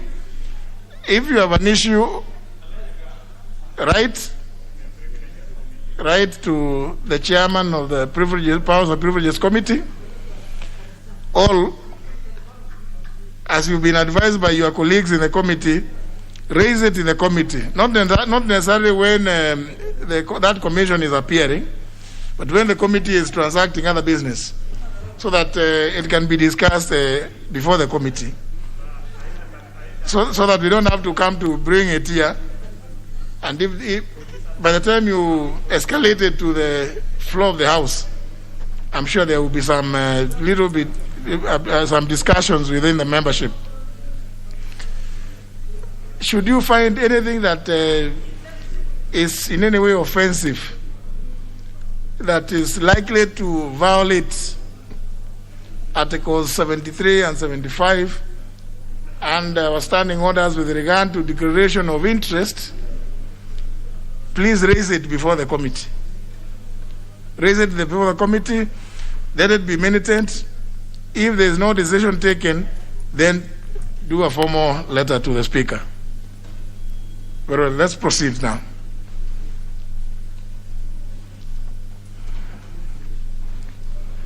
Order number 8, procedural motion, consideration of certain business received during the recess period. Leader majority. Honorable Speaker, I beg to move the following procedural motion, that notwithstanding the provisions of Study Order 120, 122, and 126, relating to publication procedure upon publication and first reading of bills, and Studying Orders 210, subsection 2, relating to the stabling of statutory instruments, this House orders that during the period of the August long recess, beginning 20th of August to 20th of September 2021. Number one, should a bill be published during the said period, or a published bill become due for first reading during the period, the Speaker shall, upon lapse of at least 7 days following the publication of the bill, the fulfillment of the provisions of Article 110(3) of the Constitution, and following a determination that such bill is of priority, forthwith refer the bill to the relevant committee for consideration pursuant to the provisions of Standing Order number 127 that relates to committal bills, to committees and public participation. And upon resumption of the House, cause the bill to be read a first time, and the second reading may be taken forthwith or on such other day as the House Business Committee may determine. Number two, that should any statutory instrument be transmitted for tabling before the House during the period, the Speaker shall, following a determination that the statutory instrument is of priority, forthwith refer the statutory instrument to the relevant committee for consideration and cause the statutory instrument to be tabled in the House during its next sitting in accordance with the provisions of Section 11 of the Statutory Instruments Act number 3 of 2013. Number three, should any paper be transmitted for tabling before the House during the period, the Speaker shall, following a determination that the paper is of priority, forthwith refer the paper to the relevant committee for consideration and cause the paper to be tabled in the House during its next sitting. And four, upon submission and approval of the reports of the relevant committees on the vetting of nominees for appointment to the Independent Electoral and Boundaries Commission and the vetting of nominees for appointment to the Teachers Service Commission, the Speaker shall forthwith cause the reports to be circulated to all members in electronic form ahead of any special sittings of the House convened pursuant to the provisions of Standing Order number 29 to consider the said business so as to accord members time to apprise themselves with the contents of the reports. Honorable Speaker, this is a procedural motion that we do at every instant when the House is just about to go on a recess to basically cater for how business will be transacted while we can't be here for first readings and committal of bills, reports, or petitions to, or statutory instruments to committee. But most importantly is I want to just draw the attention of members that we have two tasks that are currently before committees, which is the vetting of nominees for commissioners to the IEBC and the vetting of commissioners to the Teacher Service Commission, which have a deadline that will expire while we are on recess. And want to also give notice to members that we will be asking you to come for a special sitting so that we can meet those constitutional deadlines. But for purposes of preparing for that eventuality, immediately the reports are out, we will not have the time for those reports to be tabled here, so you can then pick them and to guide your debate in terms of discussing the vetting. And this motion will now allow the Speaker to order the circulation to all of us as if they had been tabled, so that you're able to read the report, and when we come on the appointed time or day, it will just be to process the business rather than to go through the motions of tabling the report, and then we ask for time out to go and read it, and then we come back again and discuss the nominees. That is really the only new thing in addition to the usual that we do during the recess period in terms of papers, instruments, and bills. So, Honorable Speaker, members, would like to ask for your support on this so that as we leave at the end of the day today, we will then next assemble to just clear that nomination of those nominees, but without having to go through the technicalities of how you handle the report. So, and I'm sure everything else will proceed in the committees for all the businesses that have been received in accordance with this procedural motion. I beg to move and ask the leader of the minority party, Honorable John Badji, to second. Thank you, Mr. Speaker. Mr. Speaker, this is basically a procedural motion and a second. I just want to add, not adding, we are all aware that from tomorrow we are likely to proceed on recess. Some of us are actually, this is our final day because tomorrow is a very important occasion in Homa Bay for a serious launch of countrywide tours to unite this country. So, Mr. Speaker, as we proceed on recess, and I've added one more day to that, we need to have important business to proceed. And that is, one, IBC commissioners are likely to be brought to Parliament. The issue of TSC, let's allow committees to deal with this so that they give reports. When we come back on a special sitting day, we'll come and finish. Thank you, Mr. Speaker. I wish honorable members a nice time. The recesses that we are going to have are not going to be really enjoyable. These are for campaigns. So these are not ordinary recess periods that we give members. These are times to renew your contract. If you don't work well, utilize the recess very well, you will find yourself out of employment. And there are some of you, especially those who are still young in this game, it may be frustrating. Those of us who are old, Duale, myself, Kainan, Kimunya, we can go on retirement if things don't work. Thank you, Mr. Speaker. I second. The member for Osuna West, if you can even sit next to the member for Osuna East. It's not harmful.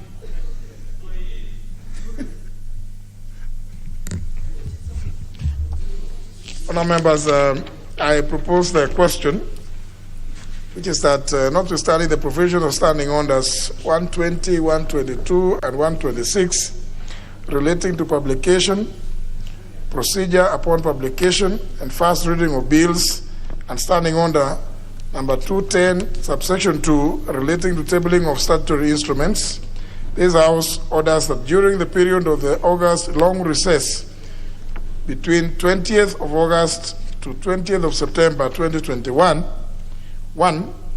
Should a bill be published during the said period, or a published bill becomes due for first reading during the period, the Speaker shall, upon lapse of at least 7 days following the publication of the bill, the fulfillment of the provisions of Article 110, Clause 3 of the Constitution, and following a determination that such bill is of priority, forthwith refer the bill to the relevant committee for consideration pursuant to the provisions of Standing Order 127 dealing with committee of bills to committee and public participation, and upon resumption of the House, cause the bill to be read a first time, and the second reading may be taken forthwith or on such other day as the House Business Committee may determine.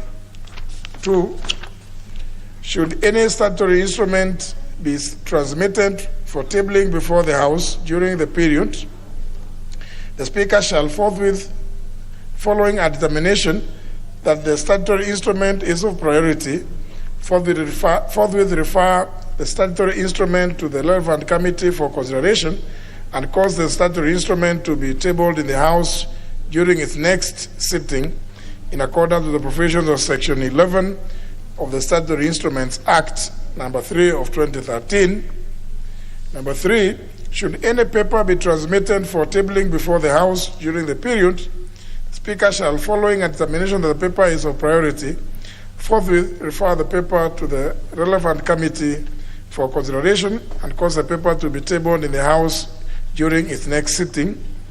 And finally, upon the submission and approval of the reports of the relevant committees on the vetting of nominees for appointment to the Independent Electoral and Boundaries Commission and the vetting of nominees for appointment to the Teacher Service Commission, the Speaker shall forthwith cause the reports to be circulated to all members in electronic form ahead of any special sittings of the House convened pursuant to the provisions of Standing Order 29 to consider the same business so as to accord members time to apprise themselves with the contents of the reports.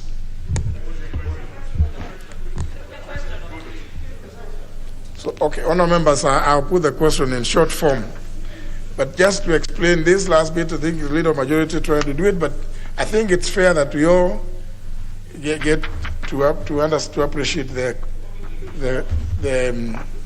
implications of this last bit. That when those reports are transmitted in electronic form to all members, so if there is a special sitting, no member will then be allowed to say that the report has just been brought. It has just been tabled this morning or this afternoon.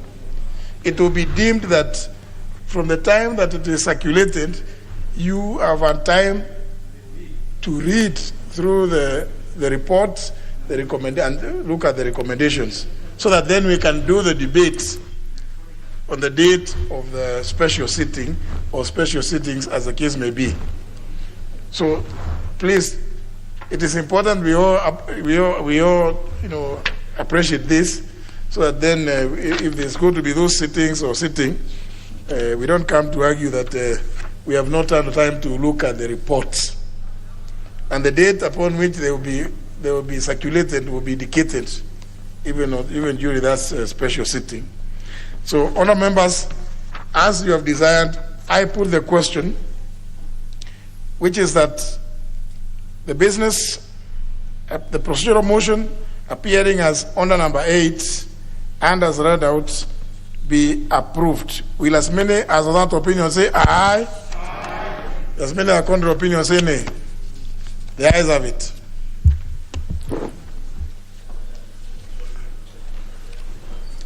Next order number 9, motion, report of the Committee of the Whole House on the Foreign Service Bill, National Assembly Bill number 8 of 2021. Question will be put.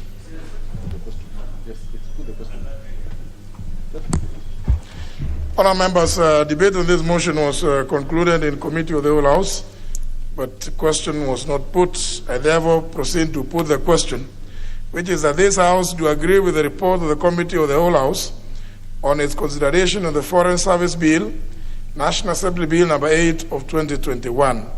Will as many as of that opinion say aye? Aye. As many as of the contrary opinion say nay? The ayes have it. Move on. Honorable Charles Kilonzo. Thank you, Mr. Speaker. Honorable Speaker, sir, I beg to move that the Foreign Service Bill, National Assembly Bill number 8 of 2021, be now read at that time. I also request the member for Nyaribari Chache, Honorable Tongi, to second. Honorable Tongi. Thank you, Honorable Speaker. I second the bill. We want to take this opportunity to thank the members for the support they have shown, because we believe by having this bill in place, we'll introduce some sanity and orderly way of doing things at the Foreign Service Ministry. Thank you, Mr. Speaker, and I second.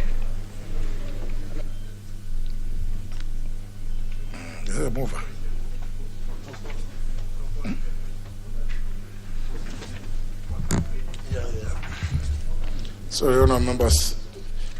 I think there are 2 minutes other businesses. Honourable members, I propose a question, which is that the Foreign Service Bill, National Assembly Bill number 8 of 2021, be now read at that time. As the desire of the House is, having confirmed that we quote, I therefore put the question, which is that the Foreign Service Bill, National Assembly Bill number 8 of 2021, be now read at that time. Will as many as of that opinion say aye? Aye. Will as many as of contrary opinion say nay? The ayes have it. A bill for an act of Parliament to provide for the establishment, management, administration, accountability, and functioning of a professional foreign service of the Republic of Kenya and for connected purposes. What?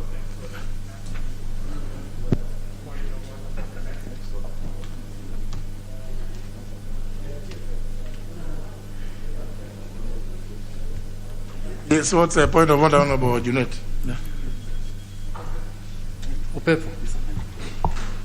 Mr. Speaker, I rise to seek your indulgence and put your attention order number 10, which is the third reading of the NHIF bill, Mr. Speaker, which is committee of the whole House, Mr. Speaker. Mr. Speaker, this is a very important bill, Mr. Speaker, and I was seeking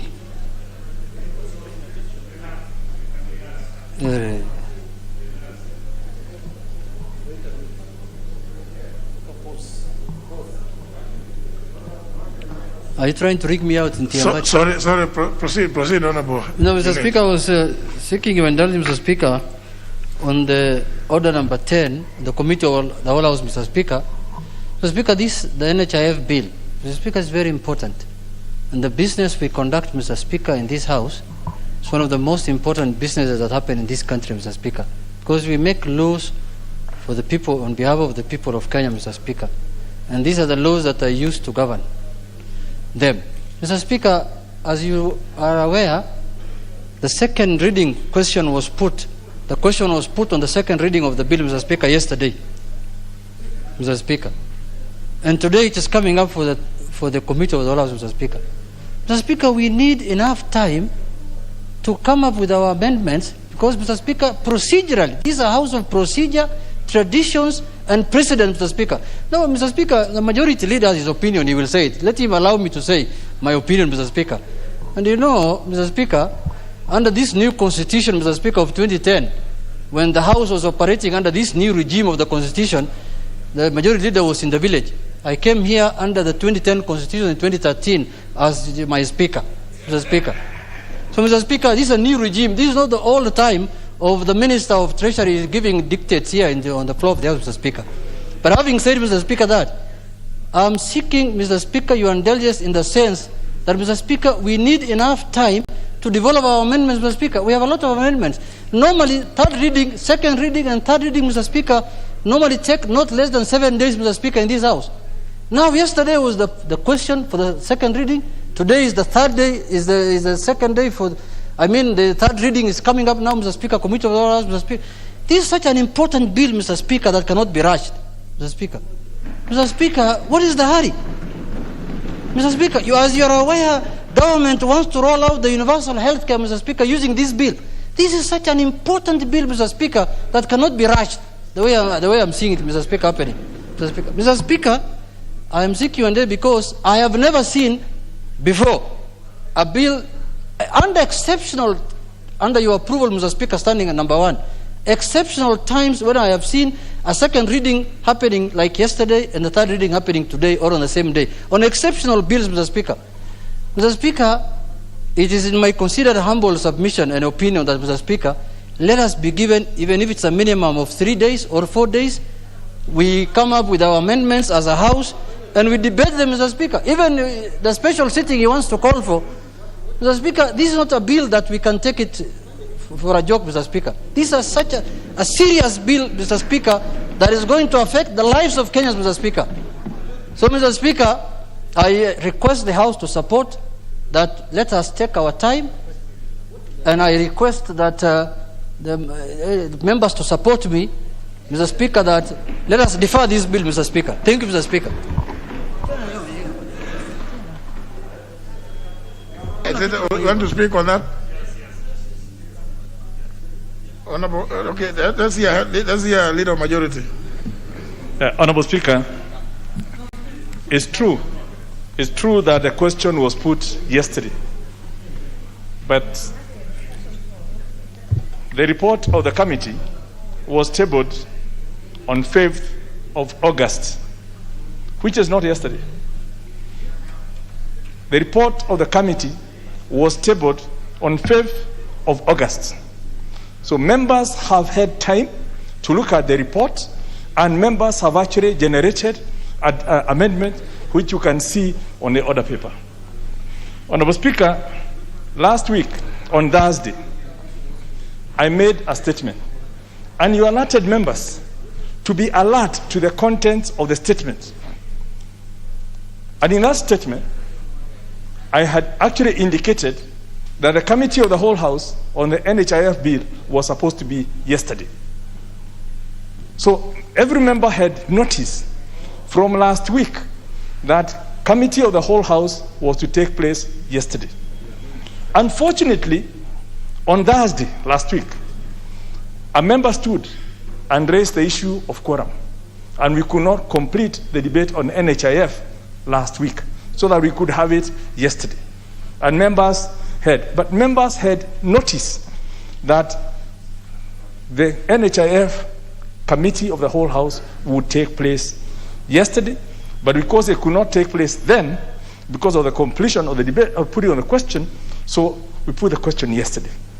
And hence, the issue cannot arise now that members have not had time to bring amendments. I know Honorable Junet has not been in the House for a while, but that is no reason to derail the benefits accruing from this National Health Insurance Bill for the Kenyans. Kenyans are suffering out there. They cannot afford to pay their medical bills. And when we are creating a vehicle to help them, this House cannot then be standing. This House cannot be standing in the way of Kenyans who are suffering out there because they cannot pay their bills, because we want to take our sweet time to bring amendments when we had all the time to bring amendments and people have not brought those amendments. So, Honorable Speaker, I urge that we also remember we are going for recess for 4 weeks from tomorrow. Kenyans cannot continue waiting until September so that we start doing the UHC, which is something we already knew that we were to do. So, Honorable Speaker, I find this request rather strange, especially from a member of the House Business Committee, because it's the House Business Committee that scheduled this business to be on the order paper today. Now, if Honorable Junet did not attend the House Business Committee, he cannot try to invalidate the decisions of the House Business Committee, which you chaired, Mr. Speaker, and who saw the wisdom of why we need to have this bill on the order paper today. So, Honorable Speaker, I urge that we do not derail the processing further of this bill. If Honorable Junet has any issue he would want to bring an amendment on, he still has time. And we can process it even as we go in the Committee of the Whole House. But let us not derail the processing of this bill any further on account of time, because Honorable Junet is a member of the House Business Committee. He would have raised the matter in the House Business Committee. Last week, we gave notice through a statement that this matter will be coming to a floor this week. So every member heard that, and some members have actually prepared. There are members here who have come purely to process this. So let's not frustrate the work of Parliament just because we are not comfortable with something. Let us raise it when we come to the committee. Mr. Speaker, I urge that we do not reschedule this matter. Well, the leader minority has first shot after the leader majority. Mr. Speaker, it is true that I'm a member of the House Business Committee, the same with Honorable Junet and leader majority and others. But Mr. Speaker, it's also true that both of us didn't attend yesterday's meeting, the House Business Committee meeting. But I just want to ask and urge the leader majority to be flexible, because really we plan business in this House for the convenience of the House. Mr. Speaker, many of us, before a matter is concluded at the second reading, we don't prepare amendments, because we don't know when really the second reading will be over. So even if you give notice, but I've realized that the matter was not concluded at the second reading, there is usually no hurry to prepare amendments until when the matter is concluded. And Mr. Speaker, this is a very important matter. What makes it even more important that this matter is deferred is what exactly the majority leader said, that this is a very, very important bill for the welfare of many, many Kenyans.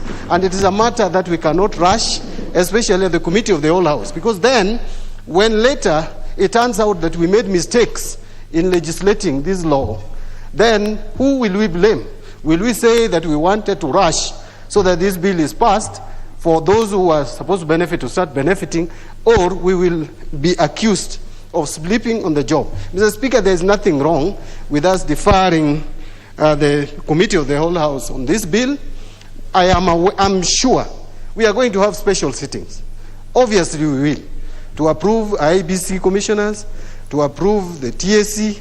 So, Mr. Speaker, there's nothing that would stop the Leader of Majority and myself from including this bill among the issues that we will transact during the special sitting. So I want to just plead with my colleague. You know, we are in politics.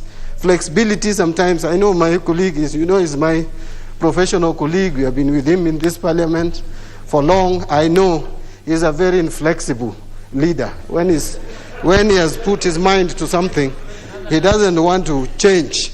But, Mr. Speaker, these are occasions and times when you are called upon to compromise for the benefit of the House and for the benefit of the Republic of Kenya. Mr. Speaker, I beseech you that we convince the Leader of Majority that this matter can be deferred a little longer. Thank you.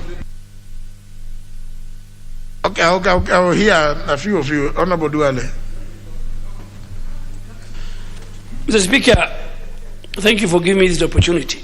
And Mr. Speaker, let me take you to... Mr. Speaker, first, I have no problem because I have amendments. And Mr. Speaker, the clerk's office will agree with me. I was told about the Committee of the Whole House at 1 o'clock today. And I had to prepare my amendments, and you saw me signing at 2:30, 3 o'clock, when the House was in session. Mr. Speaker, this is a very, very important, and I want you to go to Standing Order 131.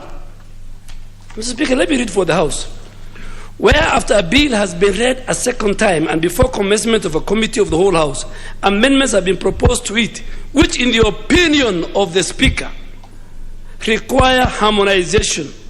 Mr. Speaker, if you look at the amendments to this bill by the Honorable KJ, if I use his acronym, and Honorable Speaker, tell the Leader of Majority to give me my time. I gave him his time. Yeah, KJ and the Honorable Member for Chapalungu, if you look at the amendments, they are so fundamental, and there are many. And Mr. Speaker, tradition has been in this House that you use as Standing Order 131 to ask the committee chaired by Honorable Sabina Chege. No, I mean, you know, you have not been around, so the Speaker has allowed me, and even the Speaker when I was putting, Honorable Speaker, Speaker, you know, this is a problem of not being in the House, but let me continue. Honorable Speaker. Speaker, so I want you to use Standing Order 131. Speaker, let me continue. Those are statutes. Standing Order 131, Mr. Speaker, give you the powers. And the Speaker... Mr. Speaker, if there are people who, in Islam we say death is inevitable, that we shall remain. So, Mr. Speaker, let me put it so that they can be comfortable. I know they have many other issues, but Mr. Speaker, let me not lose my thought, Mr. Speaker. So, Mr. Speaker, Standing Order 131 gives you the powers. That's number one, and that's why we are telling you. Two, Mr. Speaker, and I want to go on record. There are instances where we had this kind of thing. Mr. Speaker, since the 10th Parliament, and you have been in the 9th Parliament, the tradition has been that when the question is put in the second reading, not the committee report being tabled as the Leader of Majority is saying, when the question is put for the second reading, a minimum of 24 hours is given to members. 24 hours, Mr. Speaker. In my opinion, the 24 hours was beginning this afternoon. And Mr. Speaker, you have given direction from that chair a number of times, telling members that you must prepare amendments for certain bills. Mr. Speaker, I agree with the leader of majority. In his statement on Thursday, he asked that this matter will come on Tuesday if the matter was to be concluded that Thursday. That's what his statement read. It was not concluded on Thursday. It was concluded yesterday. So, Mr. Speaker, we are not asking for too much. That's why, Mr. Speaker, we have just passed a motion giving sweeping powers to the House through a motion that in the event the President bring a message, in the event we receive a message from the Senate, in the event a bill matures, in the event we have got timelines as provided in the Public Appointment and Parliamentary Approval Act for the case of IBC and TSC, the House, through the leader of majority or the leader of minority, the House can be recalled. Mr. Speaker, there is nothing urgent. This government had 4 years to implement the universal health care. Mr. Speaker, nothing urgency. Me, I am ready, I have my amendments. But the concern of the Honorable Junet and many other members here, Mr. Speaker, is so good and is valid. Mr. Speaker, let us give members. I remember Honorable Millie Odhiambo used to take us back because she used to bring a raft of amendments. We used to sit in room 9 harmonizing it. The Speaker, I want you to use Standing Order 131 and ask that, number one, with the many amendments by the member for Chapalungu and other members, can we harmonize through the chair of health, harmonize and agree? It is an important bill, so we don't want frivolous amendments to pass. We want amendments that will add value to the attainment of universal health care. Speaker, we are not asking. I mean, this bill, I contributed passionately, and I have got 2 amendments.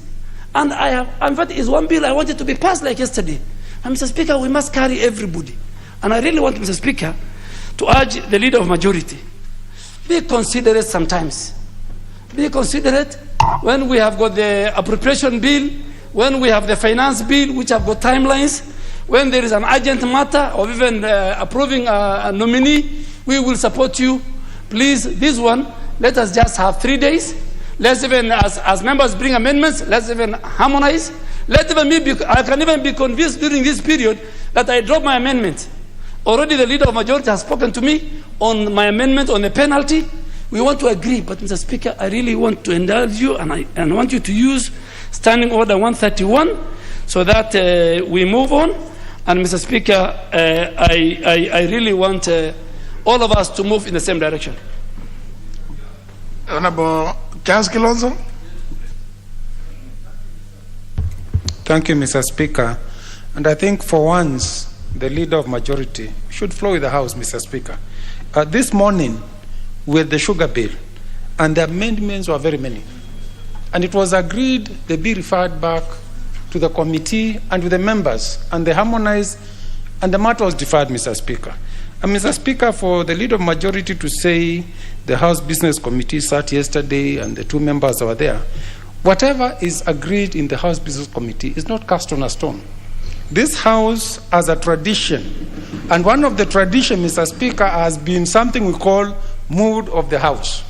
And the mood of the House is very clear. So I want to appeal to my good friend, Mr. Speaker, that for once, do flow with the House. Do agree with members. This matter be deferred, and we can defer it as long as we can have a special sitting specifically for this. Now, you know, so many of you, Honorable Amalo. Thank you, Mr. Speaker. Mr. Speaker, I've listened carefully. I really wish to contribute on this bill at the second reading, Mr. Speaker. Unfortunately, I didn't get an opportunity. But listening to the majority leader, and I've heard it also in my own constituency, Mr. Speaker, where people are complaining about this issue of NHIF. Many bills they have not been paying. And if at all this bill trying to expedite is going to bring a solution, Mr. Speaker, then obviously it is going to add value. Mr. Speaker, sometimes back we had such an issue that people had amendments. A matter was deferred. But when that time came, Mr. Speaker, the amendments which were supposed to have been 10, it dropped down It was only one amendment, Mr. Speaker. So really, if some people are in the House Business Committee and that day they are not there because of their own individual interests, Mr. Speaker, should not derail the House. It should not derail the House. It's personal. Mr. Speaker, choices have consequences. At that particular time when I was not available, I never contributed. And the business had to go on. How I wish, Mr. Speaker, maybe we could also hear from the chair of the committee. Like today, Mr. Speaker, when there were amendments on the Committee of Agriculture, and the chair mentioned that some of those amendments were so significant that it will have required even public participation. But the committee felt that they should step it down for purposes of further consultation. So how I wish, Mr. Speaker, Sabina Chege, who is here, as the chair of the committee, Mr. Speaker, will also wish also to hear from her, because really every amendment, it is important that it's passed through the relevant committee. I thank you. Well, let me give the Honorable Pukose, who indeed yesterday rose standing order number 95 to call for the mover to be called upon to reply. Is it you or the Honorable, sir? Yes. Yes. Honorable Speaker, it was me because I've been here since the motion was actually moved. I was here when it was debated. I participated also in the debate of the motion last week, and now it came this week when we've actually exhaustively listening to what the members were saying. It was almost the same thing. But I wanted to urge the majority leader, reading the mood of the House, that let's defer this matter. When you read Standing Order number 131 further down, Mr. Speaker, some of the amendments might have even monetary implications, and therefore it might even require even consultation with the Committee on Budget. Therefore, I think, or even the CS who is responsible for Treasury. So I think it is important that we defer this matter, allow members, let's allow our colleagues, because they are actually important stakeholders in this. And when I look at it, you know, the other day I raised that the ODM side was not in the House, the main ODM side, leave alone the peripheral. So the main ODM House is now in the House, even after the PPI rec has stopped. I think we should be able to be magnanimous enough to allow them to bring the amendments so that the country can move together. And I think Honorable, the leader for ODM, the chairman of ODM, said they want to bring the country together, and they are starting with the Homa Bay. So I think this is an important thing. Let's all of us work together and allow them to bring the amendments. Let's see, before I hear the chair, let's just hear the Honorable Oundo. Honorable Speaker, probably I'm one of the most diligent members when it comes to the committee of the whole House. Honorable Speaker, in my misguided view, the second reading offers alternative or additional information which the respective committee should actually consider, review what has been debated and presented by the members by looking at the Hansard, so that whatever final amendments the committee proposes has taken into account the comments and the views of the members.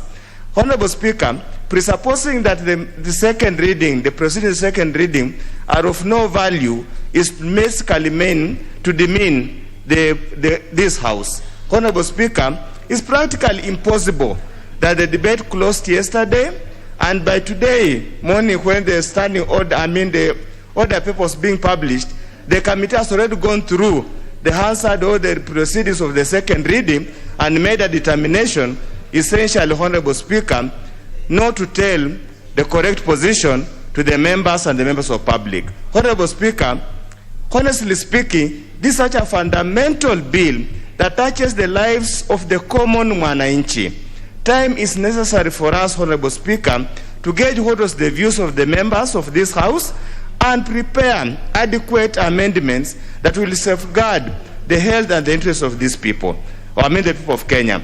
I sincerely ask the leader of the majority, we have always stood for him, with him, in times when he needed us. It's also time that he stands with us when we need for his indulgence in this particular matter. Honorable Speaker, I request that you rule in favor of postponing the debate on the committee of the whole House until a reasonable time is given to members to review what is said and propose amendments that will safeguard the interests of this country. Honorable Speaker, thank you. Chair of the committee. Thank you, Mr. Speaker. Mr. Speaker, I've listened to the members of this House, and several issues have been raised, and especially the issue of the committee preparedness of this matter. I just want to confirm that the debate ended last week. We have taken time as a committee to engage with stakeholders. We have taken time to listen to the members who are also here. So by last week, yesterday, the question was only put, but last week the debate ended. I also want to confirm, Mr. Speaker, that today, including one member for Homa Bay, Honorable Wanga, who is not present in the House, she had amendments, and we spoke and we agreed on how the amendments are going to be carried. Honorable KJ, the other member who has been also referred, the members who had the amendment, Honorable Koske was also consulted, and we have actually harmonized. We took better part of the morning to actually harmonize, and we are in agreement. Honorable Duale, the issues that he was even going through the amendments, have confirmed to him that several of them already the committee has taken care of. So I just want to urge members, and especially it's sad, Mr. Speaker, when the leadership don't agree. It's actually sad. I wish they had raised this matter before, and they would have guided as well, because as you can see, members were ready. The ones who also wanted to move the amendments were ready. I'll only beg, if it suits the members, that we proceed with the business so that we are able to handle this matter. The governors, Mr. Speaker, and I would not want to take the same route, took us over 1 year to submit names for UAT for the first million households that were supposed to be taken care of.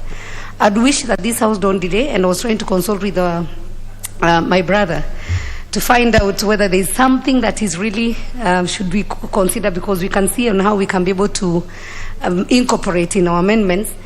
But he just said he wants some more time just to have a look at it. I don't think there's anything that is hidden in the bill or in the amendments. And I'm very sure, because we make the laws, if there's something that this House may pass or may omit, there will be another chance that we can be able to. This bill is going to the Senate again and then coming back here. So we still have some more time. I'd want to beg honorable members, if you're able to proceed, well and good. And just really pleading with the members so that we're able to tackle and make UHC a reality. And I'm just saying, I beg members that we proceed. But if there's any major matter, then we can still consider it. Thank you, Mr. Speaker. Honourable members, I just want to hear your views. And before me here, just as I was seated here, as proposed as amendment by the Honourable Duale, I have not approved them because they have been, because I don't approve amendments from here. But I think, honourable members, a few things may come to light. What is the value of second reading? Is debate. Views are expressed regarding any of the clauses in a bill. And I think I want to implore committees also to take this seriously. That second reading, because I've seen even chairs of committees, they come, move, and then I see them walking away. So you wonder now who is. And then the next thing is they are coming with amendments. From where? Then you say you have interacted with the villagers in public participation. How about the very serious ideas that have come from members here? Are they of no value? In which case then we can we should do away with the second reading, so that a bill goes to, it comes, first reading, referred to the committee, committee goes and takes views from stakeholders and the other members of the public, After that, you come to committee of the whole house. If contributions by members, and I know there are several members here who actually research or have very serious input to the bills, I think, to be fair, this is an important issue. It's an important fact that we must take into consideration. In yesterday's order paper, this bill, the National Hospital Insurance Amendment Bill, was listed for second reading, continuation of debate. For all intents and purposes, debate was to continue. If there were sufficient members to oppose the issue raised by under Standing Order 95 by the Honorable Pukose, and demanded that, of course, through a vote, if you demanded that debate continues, it means that even now you'll be debating. That's the long and short. So, but nevertheless, the Honorable Pukose rose in his place, and I think those who are present, who have not been, who perhaps contributed, were of the view that the debate should be closed, and that the mover be called upon to reply. I would want to know from the committee whether, is it today you have looked at the Hansard to see what contribution, because very many members have contributed to this bill, to be honest. On the first day, I remember asking for the record here, there were a total of 24 members. It has been debated for about 3 days. So I don't know, the health committee, throughout the night, they didn't sleep looking through the Hansard to see what members said. With regard, because what members say here should also, it should inform what proposals the committee comes up with. Yeah, because so many members contributed. Those are views that also need to be taken into account. And I think committees, please don't take the contributions in second reading so casually. That that what you have taken out there, you have been given by stakeholders is the alpha and omega. But nothing else matters. And I think, to the extent that even when I'm still receiving proposed amendments, this is evidence that I think there has not been, proper. There has not been sufficient time for people to bring in their amendments. And we always say from here, using Standing Order 131, we always encourage committees to undertake what we call winnowing, so that you harmonize, as Honorable Dwelle said, you harmonize the various proposals. And I think nothing really will happen if we allow you and the House to some little bit of time, since it is obvious. It's obvious from the motion that we've just passed in order number 8 that the House, even during recess, will have to reconvene for a special sitting. You can also, the leader of majority can indicate that on one of the sitting days, the business to be transacted will be this one, so that nobody feels that they have been left out. Just carry everybody on board. There's no harm. In any event, the Senate is not sitting. The latest indication I have is that Nairobi is too cold, so they may not be sitting for some time. So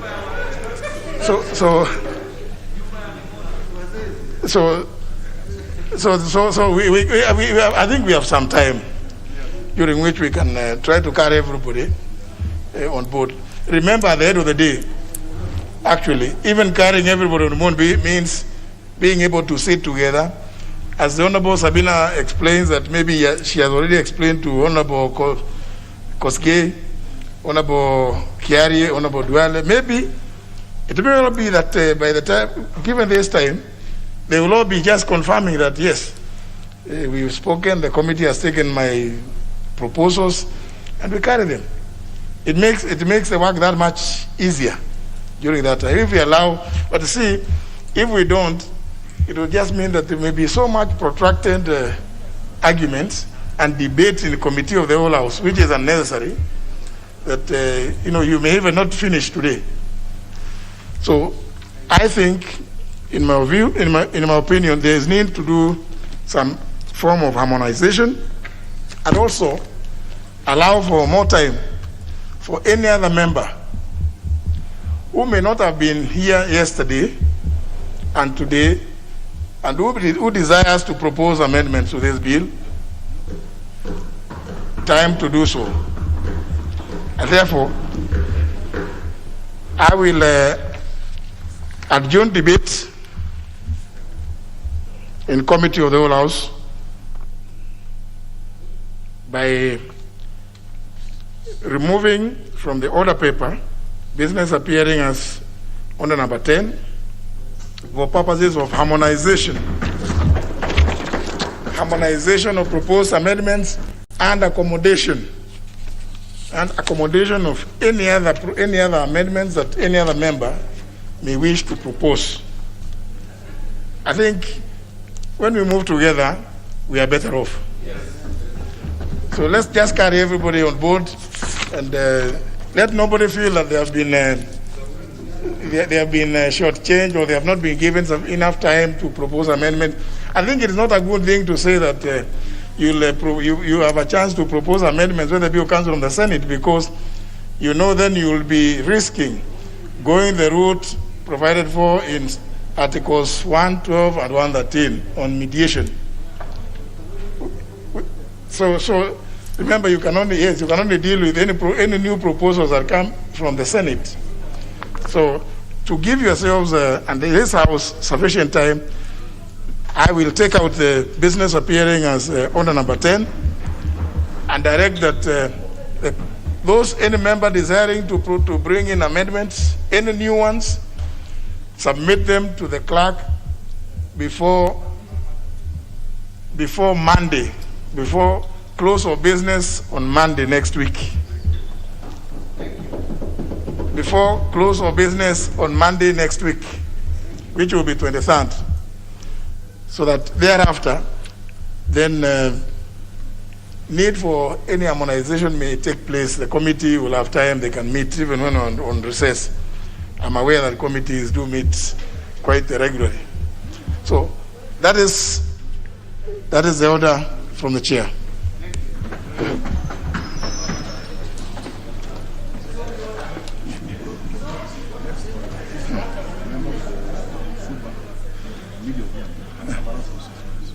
How many?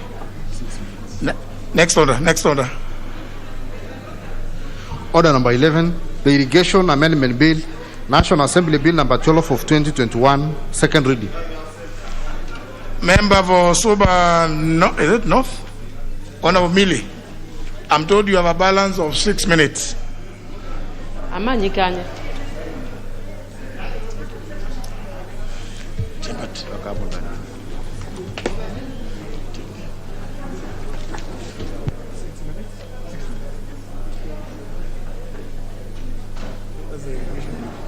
Thank you, Mr. Speaker, for giving me this opportunity to continue contributing to this bill.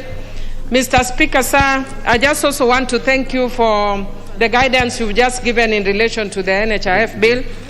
Mr. Speaker, sir, one of the things that we are not taking cognizance of is now we are competing with our friends and relatives who are also dying. Yesterday, I was attending a funeral service for a friend of mine called Violet Wasuna.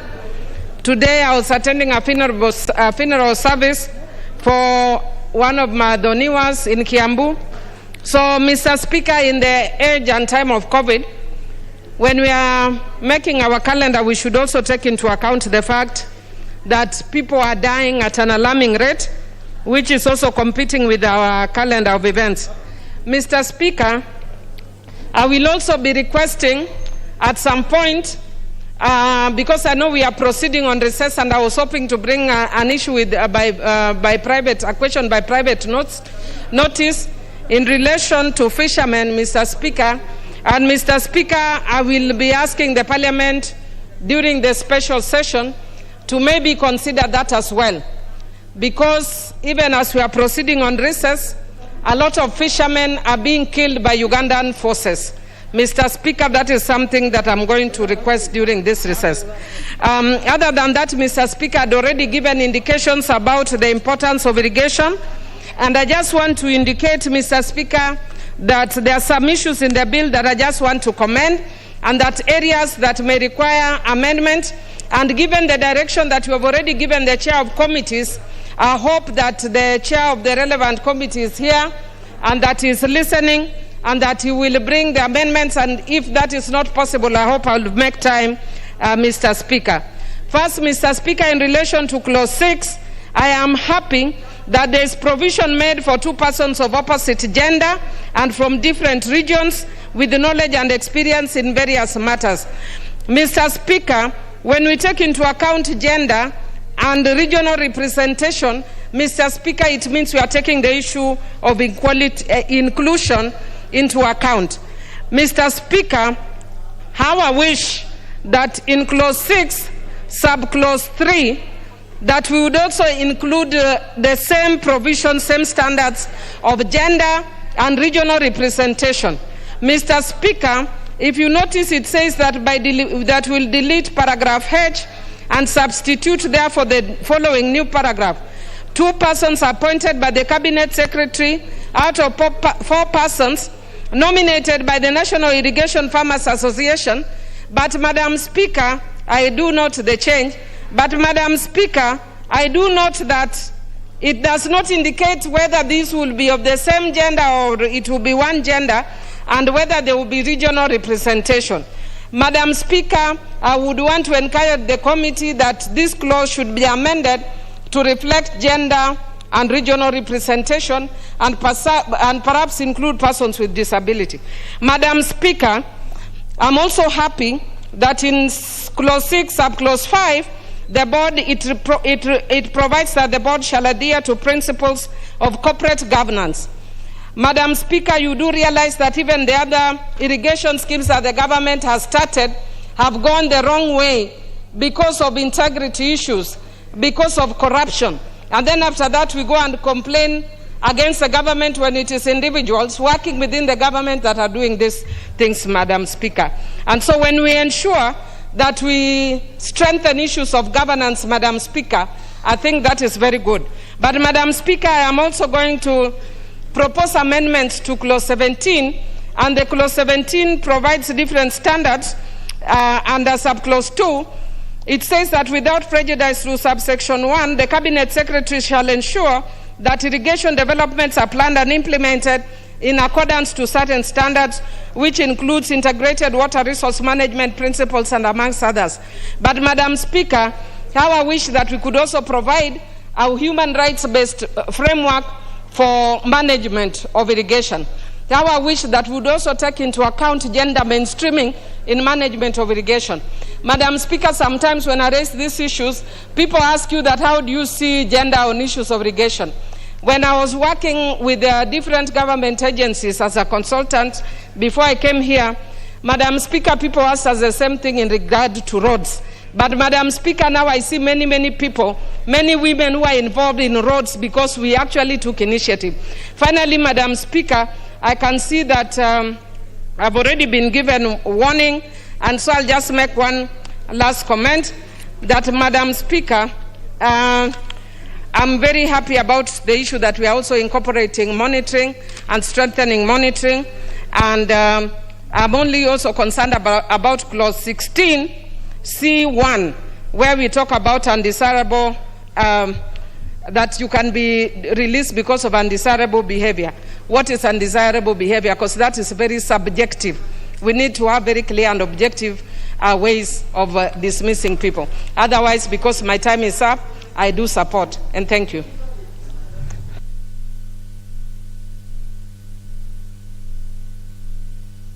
Member for Ijara.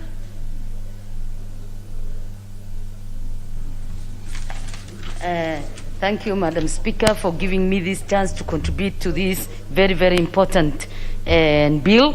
From onstart, Madam Speaker, I want to support the Amendment Bill 2021 of Irrigation, Madam Speaker. Madam Speaker, the objectives of the bill, the main principal objective of the bill is to amend the Irrigation Act to expand the administration and the management of the irrigation matters in Kenya, Madam Speaker. To achieve this expansion, Madam Speaker, the bill seeks to amend various sections of the Act to ensure adoption of best practices in irrigation, as well as to enhance sustainability of development of irrigation infrastructure and investment in Kenya, Madam Speaker. Madam Speaker, the Irrigation Act of 2019 meant to streamline the development, the management and irrigation of regulation of irrigation, and to support sustainable food security and social economic development in this country, Madam Speaker. The Act outlines respective roles of the national government and county government in facilitating irrigation activities in this country. Madam Speaker, currently that is not well defined. The roles and the responsibility of both national government and county government is not well established. This amendment now will clearly define the roles of the national government and the county government and other stakeholders that are interested to do private and irrigation programs and projects in this country, Madam Speaker. Madam Speaker, the Act has also embraced multi-sectoral approach to irrigation development, Madam Speaker, and management, fully recognizing the private sector for the first time, Madam Speaker, in involving themselves as well as other non-state actors in irrigation development, Madam Speaker, to improve sustainability of the project. We have seen many irrigation projects, big projects that have failed because of management, because it has not plan of sustainability, Madam Speaker.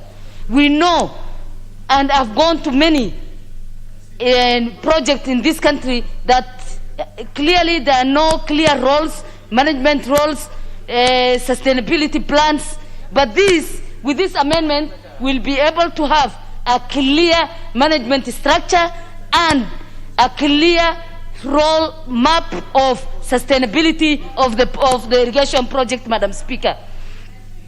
Madam Speaker, it also strengthened and enhanced institutions, Madam Speaker.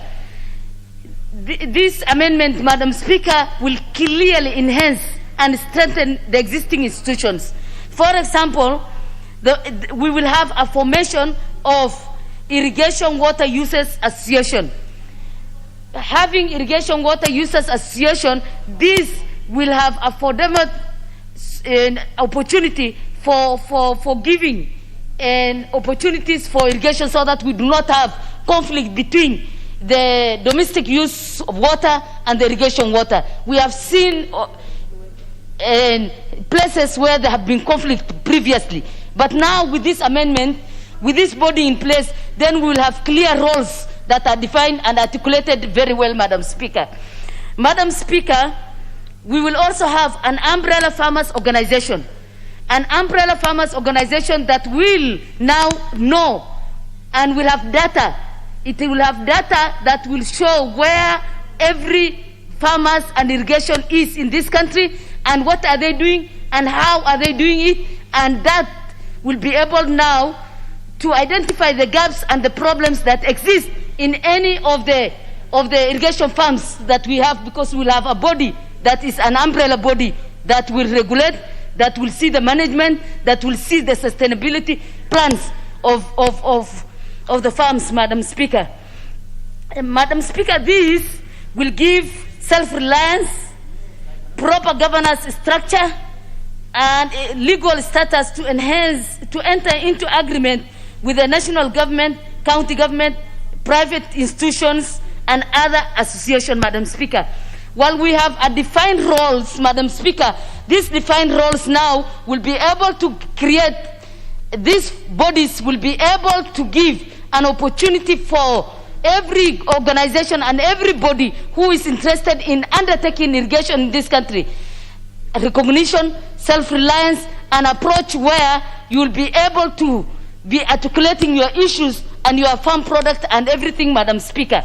Madam Speaker, the Act will also expand the mandate of the National Irrigation Authority, Madam Speaker, and provide for the board composition in line with the principle of corporate governance, Madam Speaker. Madam Speaker, this will give National Irrigation, through this amendment, the National Irrigation Authority, which is currently in place, Madam Speaker, and I know the issues because I oversight them, Madam Speaker. This will give them an opportunity of expansion. This will give them an opportunity of, you know, organizing themselves properly through this amendment, Madam Speaker. Madam Speaker, although this is a very progressive piece of legislation that has brought, that has a lot of positive, but again, Madam Speaker, there are certain gaps and that are within the bill, Madam Speaker, that we have identified as a committee. And Madam Speaker, those ultimately requires some amendments in order to enhance effective implementation of this act. Some of the areas, Madam Speaker, of concern to us as the committee is the omissions in terms of key terms of definitions, Madam Speaker. Those are some of the things the committee are proposing to bring. And when we are going to do some amendment, Madam Speaker. Madam Speaker, the other thing that is lacking in this amendment, Madam Speaker, is appointing authority in terms of board appointment in order to meet the threshold of Article 6 of the Constitution. That also is not well defined within the bill, Madam Speaker, and that as a committee we are going to raise an amendment to that effect, Madam Speaker. We will also need to harmonize with the previous Water Act of 2016, Madam Speaker. This amendment has some issues that is not harmonized with the Water Act of 2016. And at that stage, Madam Speaker, the committee will also bring an amendment, Madam Speaker. Madam Speaker, the committee, Madam Speaker, will be proposing amendment during that time, the committee of the whole house, Madam Speaker, to clean up the act, to clean up this, because we have already said we have met with a lot of stakeholders. We met with the line ministry. We met with several other stakeholders. We published this bill in the public, in the media, mainstream media, and we have gotten a lot of interest, Kenyans' interest. And from yesterday, we have seen a lot of interest within this house. People have debated, people have contributed good ideas that we feel we need to carry that so that we will be able to clean up and polish the bill, Madam Speaker, the amendment bill. Further, Madam Speaker, the committee is going to propose qualification of the chairperson of the board. Within the amendment bill, we do not have the qualification of the chairman of the board within the amendment. So the committee, in its own wisdom, has agreed to put in the qualifications as one of the amendments, Madam Speaker, as well as the compositions of membership of the board, among them to enhance best practices in this country in terms of irrigation actors in the country, Madam Speaker. Madam Speaker, with those few remarks, I would like to say thank you so much for giving me this chance to contribute to this very, very important bill. Thank you so much. Member for Funyula. Honorable Oundo. Thank you, Honorable Speaker. The issue of irrigation, as we always say, or water, as we always say, water is life. And water is life in two senses. One, for domestic use, and secondly, in terms of agriculture and livestock, for agriculture, as well as livestock, they need water. Honorable Speaker, this is a country, Kenya, that has got less than 20% of land that is arable, less than 20% of the area that receive rainfall that can truly rely on rain-fed rainfall. Honorable Speaker, we have a country where the rainfall pattern is so restrictive that we are unable to have crop throughout the year. So, Honorable Speaker, the savior to this country, in order for us to be food secure and produce enough agricultural products to meet the demand following the signing of the very many trade agreements between EU, Europe, Britain and other countries outside this continent, is to have a source of water to enable us grow crops throughout the year.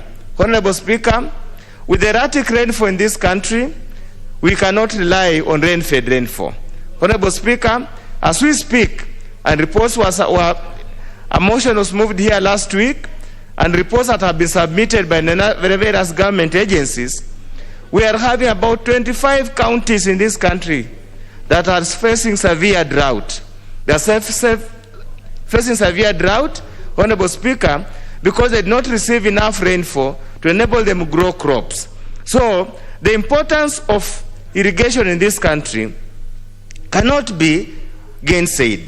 The importance of this irrigation cannot be overemphasized. That's why, Honorable Speaker, we have had National Irrigation Board, now turned the National Irrigation Authority, and we have so many other private irrigation schemes of whatever nature that have been flourishing in this country, that have been implemented in this country, with so many success stories, but of course, we have so many flops, or so many that have failed terribly.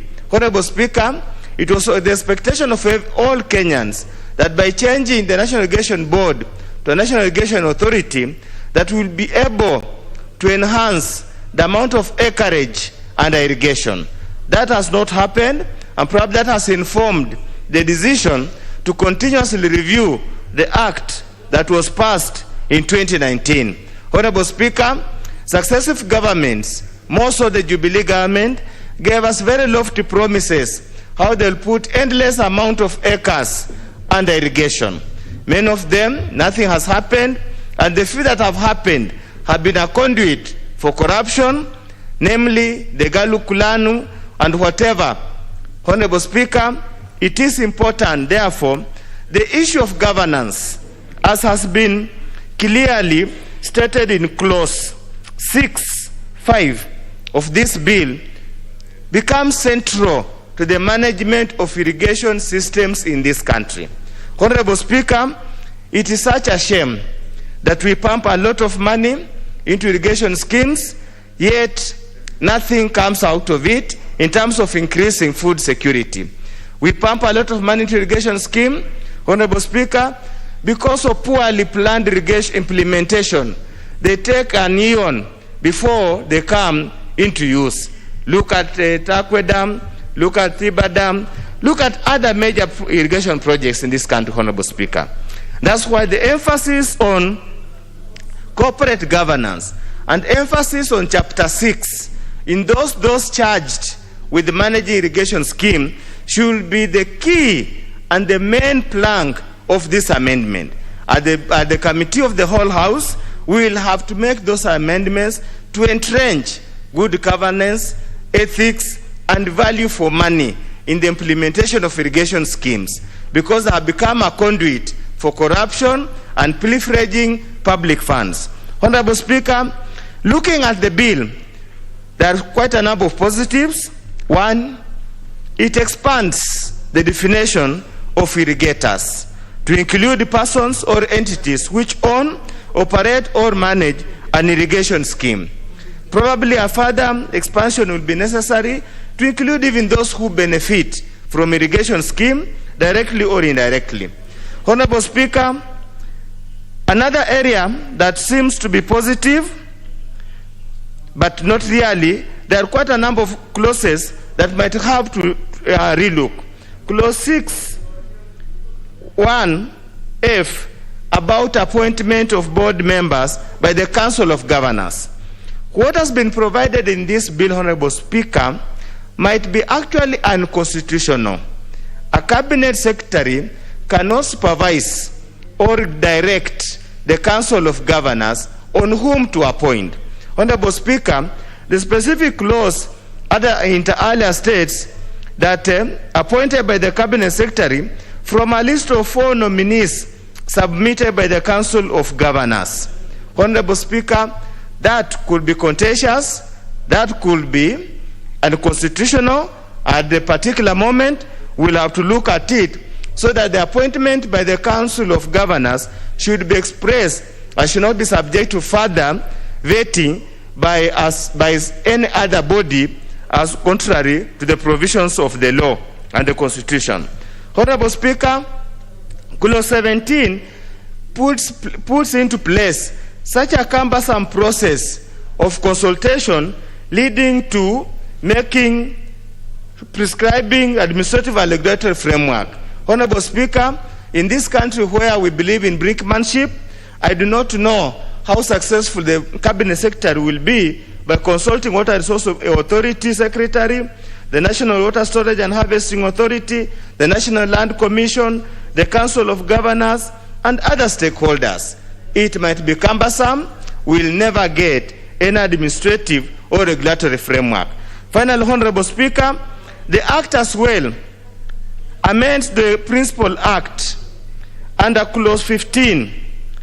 Under Clause Section 34 of the Act, Principal Act, required the Cabinet Secretary that within 9 months must have prepared or submitted various regulations required under the Act for purposes of supporting the implementation of the Act.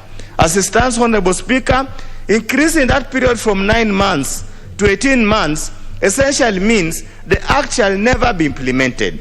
We badly need a functioning irrigation system. We badly need a functioning irrigation management system. As soon as it's practical, 18 months is inordinately too long, Honorable Speaker.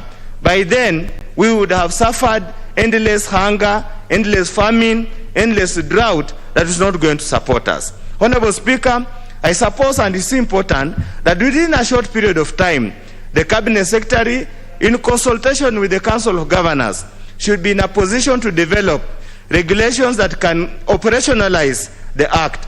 As it stands now, there aren't adequate regulations to ensure that we prudently invest public funds in irrigation schemes, that we give framework and guidelines to private irrigators on how to manage irrigation schemes. Honorable Speaker, with those few remarks, I support the bill with reservations regarding to the proposed amendments that will move at the committee of the whole House. Thank you, Honorable Speaker.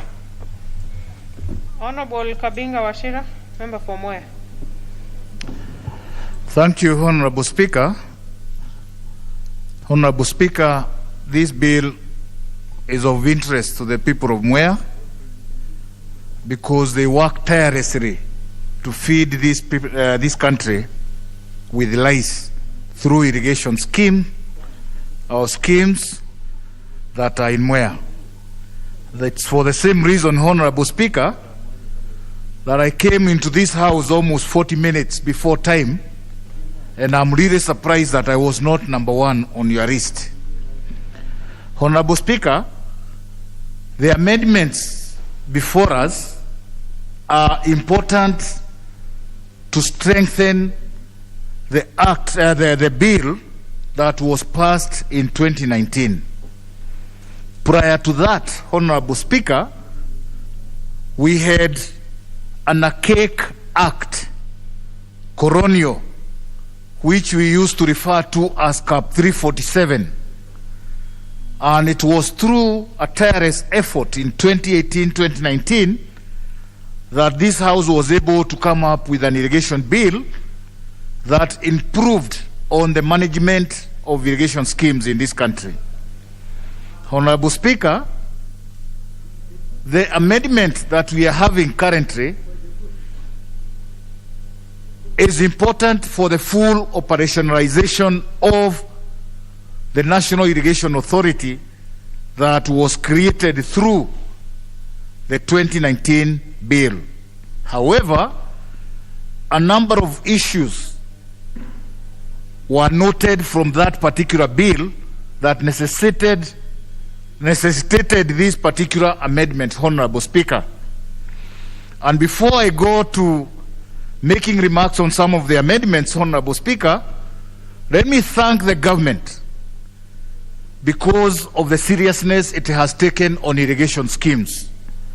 I know a number of the members have noted some of the shortcomings in some of the irrigation schemes. The speaker before me mentioned the River Dam, and I'm not sure I understood what issues he has on it. River Dam is in Kirinyaga County. It's a mega dam. It was almost a 20 billion project. As we are talking now, it's about 65%. And by December, we expect that project to be fully complete. And once complete, we shall be redoubling the production of rice in Mwea, and hence be able to feed this country by almost 50% of the rice requirements that we have. And therefore, that's a milestone, major. And I want to commend National Irrigation Authority, Ministry of Water, and the entire government for ensuring that that project is on time and it's completed on time, Honorable Speaker, which will be a major milestone to this country. Honorable Speaker, some of the amendments that are called upon by this particular amendment, 2021, are very important. Among them, Honorable Speaker, to ensure that the National Irrigation Board can attain the necessary quorum to enable it to proceed with its meetings and operations. Under the current Act, with 9 board members, the authority is supposed to raise 7 members to form a quorum. That, Honorable Speaker, could be a tall order at times, and especially at this time when we're talking about the challenges of corona and other pandemics that bedevil this country. And therefore, reducing that number to 5 is but a necessary amendment that we needed, Honorable Speaker. Honorable Speaker, I also commend the drafters of the amendment for ensuring that there is greater consultation in the entire management of water use, Honorable Speaker. As it is now, we have decisions being made by the Water Resources Authority or any other concerned authority without deeper consultation. And it is for the same reason that we have the current fees, for example, on the water use as 3,000 shillings per acre. And for an ordinary farmer, this becomes a heavy burden on a farmer who is not subsidized in his farming, for a farmer whose inputs are very high, very high rates, on a farmer who is quite often not affected by poor infrastructure, and on a farmer who would occasionally be invested by what we call kwera birds, who consume almost the lives of about 250 million in this country every season, and also snails. So the farmer is overburdened. And therefore, if we have these other costs, like the water use cost, without proper consultation, the farmer ends up to be the one to suffer, Honorable Speaker. Honorable Speaker, it's also important that we amend the current act to ensure that the National Irrigation Authority is anchored into the department that is concerned with irrigation. As it is now, when government shifts irrigation from one area to another, like in agriculture and water, you find the National Irrigation Authority being in agriculture where irrigation is in water, or vice versa. And this causes a lot of confusion. And therefore, when we now amend the Act to ensure that we know where the National Irrigation Authority will be in disregard of any changes within the ministries, then that's a good thing for us.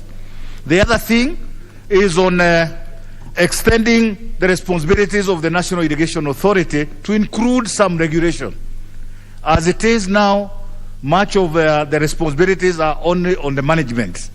And we are saying that the National Irrigation Authority should lessen its burden on management, increase on regulation, so that once an irrigation is fully grown, the management should be left to the scheme management committee as opposed to the authority itself. And I think that's another good thing for us in this country. Honorable Speaker, with those good amendments, I will also be proposing some amendments during the committee of the whole House to ensure that we even increase the efficiency of the authority much more. Honorable Speaker, having created an authority in the name of National Irrigation Authority, the positions and the reader there is still under the Chief Executive Officer. In line with other authorities like Kura, Kera, and Kenha, and others, it's a high time that we now change that position from that of a CEO to a Director General to give room to other levels of management to also assume the position of Director. And therefore, I'll be coming up with that amendment, Honorable Speaker.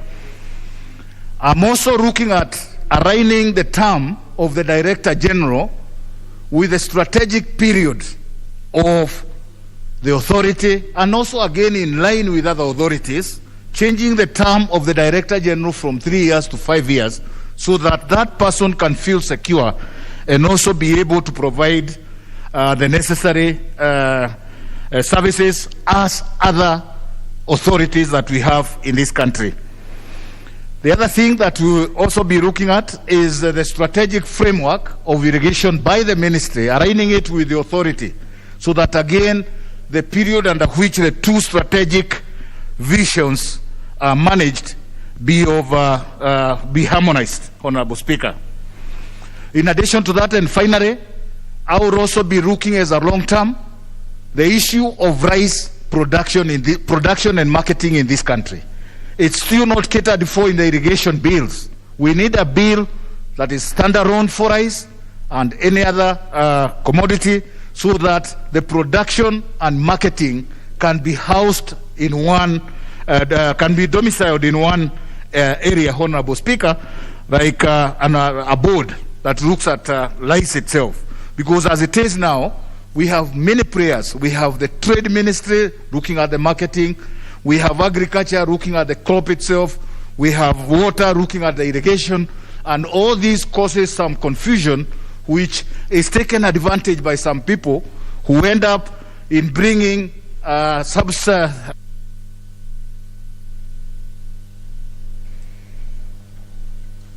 Honorable Member for Mwingi Central. Thank you, Madam Speaker. I rise to contribute to this motion, and I want to start by saying that, as my colleague Dr. Oundo has said, water is life, and without water there is no life. Even here we are drinking water continuously. Madam Speaker, water is consumed by human beings. It is consumed by vegetation, and it is also consumed by animals and the livestock. Madam Speaker, 71% of the world is covered with water. Yet, we still experience a drought in many areas, especially in Kenya. Many areas are drought-stricken. We also experience hunger and famine in many areas. Madam Speaker, where I come from, in the 21st century, women and the children go to fetch water many kilometers away. Like a particular place in my constituency in Ukasi, women wake up in the morning at 4 and return in the evening looking for water. And this is the 21st century. Madam Speaker, the same areas are no water, there is no rain, and there is no food. And therefore, it is a challenge in many parts of this country. Madam Speaker, there is no irrigation that can thrive without water. And where I come from, there is no single thriving irrigation scheme in Kitui County. And considering that the last rains we got was last year, the whole of Kitui County is hit by famine, and when there is no food, there is danger to lose lives. Madam Speaker, I expect this bill to provide for that gap, to provide security for water and to provide security for food. Madam Speaker, one of the key pillars of the Jubilee administration is food security. One of the key 4 pillars is food security. And the food security cannot be achieved without water. And therefore water is very key. When I look at this bill, under clause 15 of the bill,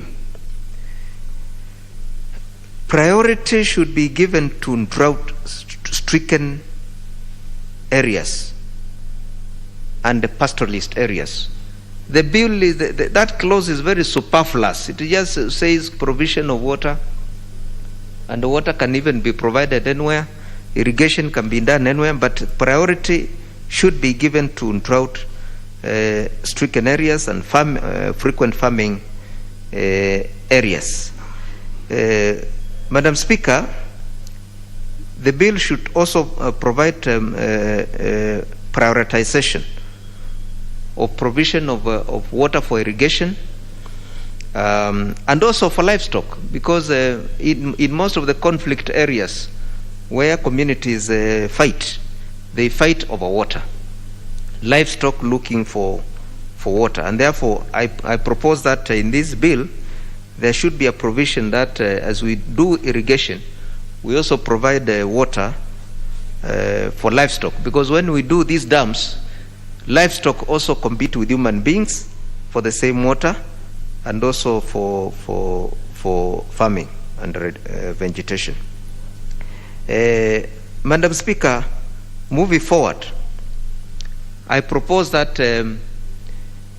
every household in Kenya must have a household dam, especially in dry areas, so that people become food secure and people also have access to drinking water. Therefore, Madam Speaker, with those proposals for amendment, I support. Thank you, Madam Speaker.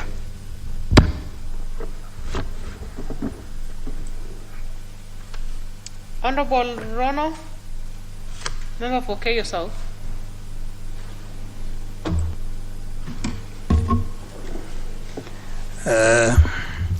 Thank you, Madam Speaker, for giving me an opportunity to also weigh in on this amendment of the irrigation bill.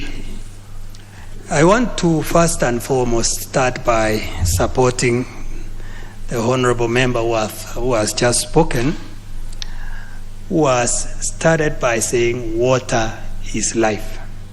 Indeed, water is life.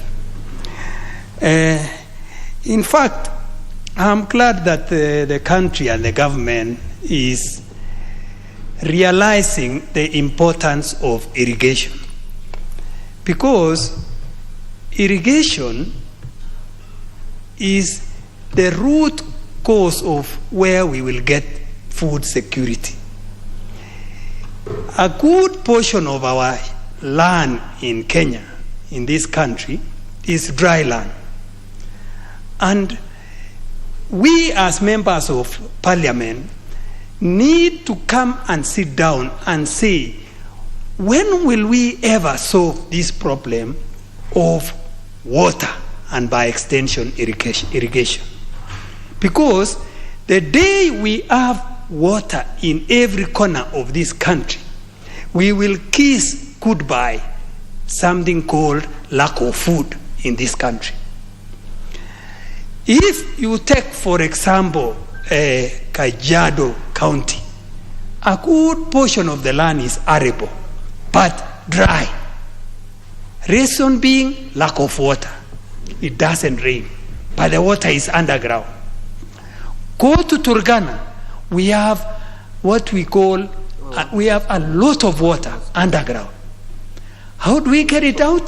Through irrigation. And the small areas that have irrigated are doing very well. If you go to Kilifi, Kwale, same scenario. So the elephant here is this: how do we get this water from underground?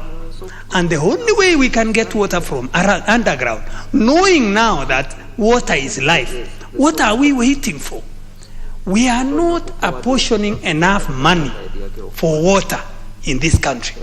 We are not apportioning enough money for irrigation in this country. And also, we are not doing it fairly. Because if you look at where, for example, boreholes have been drilled, dams have been dug, you will see the spread of it is not fair at all. Some of them even are politicized, like Kimwarer and Aror dams. Politics come into play until we forget the core issue that we really wanted to do. Because the minute you politicize irrigation, you politicize water, we lose it.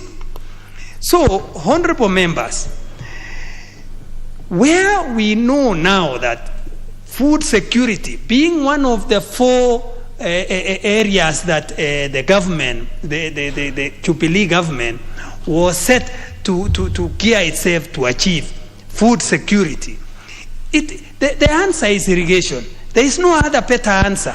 So we need to actually drill boreholes in every sub-location in this country, and more particularly the dry areas, because we are ignoring it at our peril.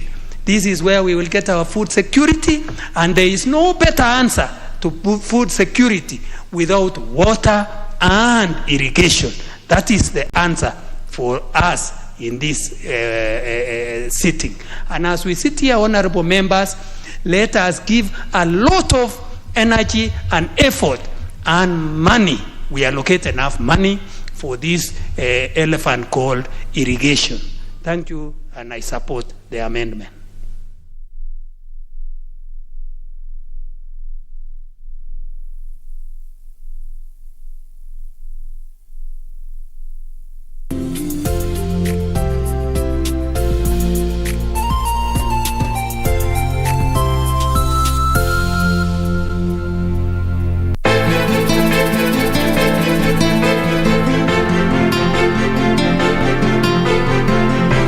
Najuta kwa nini sasa nimefuatilia mambo haya. Usijute, mume wangu, usijute. Hii ndio hali ya matibabu na sote tumetaka hili jambo lifanikiwe. Mama, labda mimi ni mgonjwa kweli. Mbona nikapelekwa asylum mimi? To make it worse, dawa umezitupa kila mahali. What's going on? I promise. Taregesha sauti yako. Huyu? Sauti yana. Si akae nyumbani kwake atulie. Mimi hata yashangaza.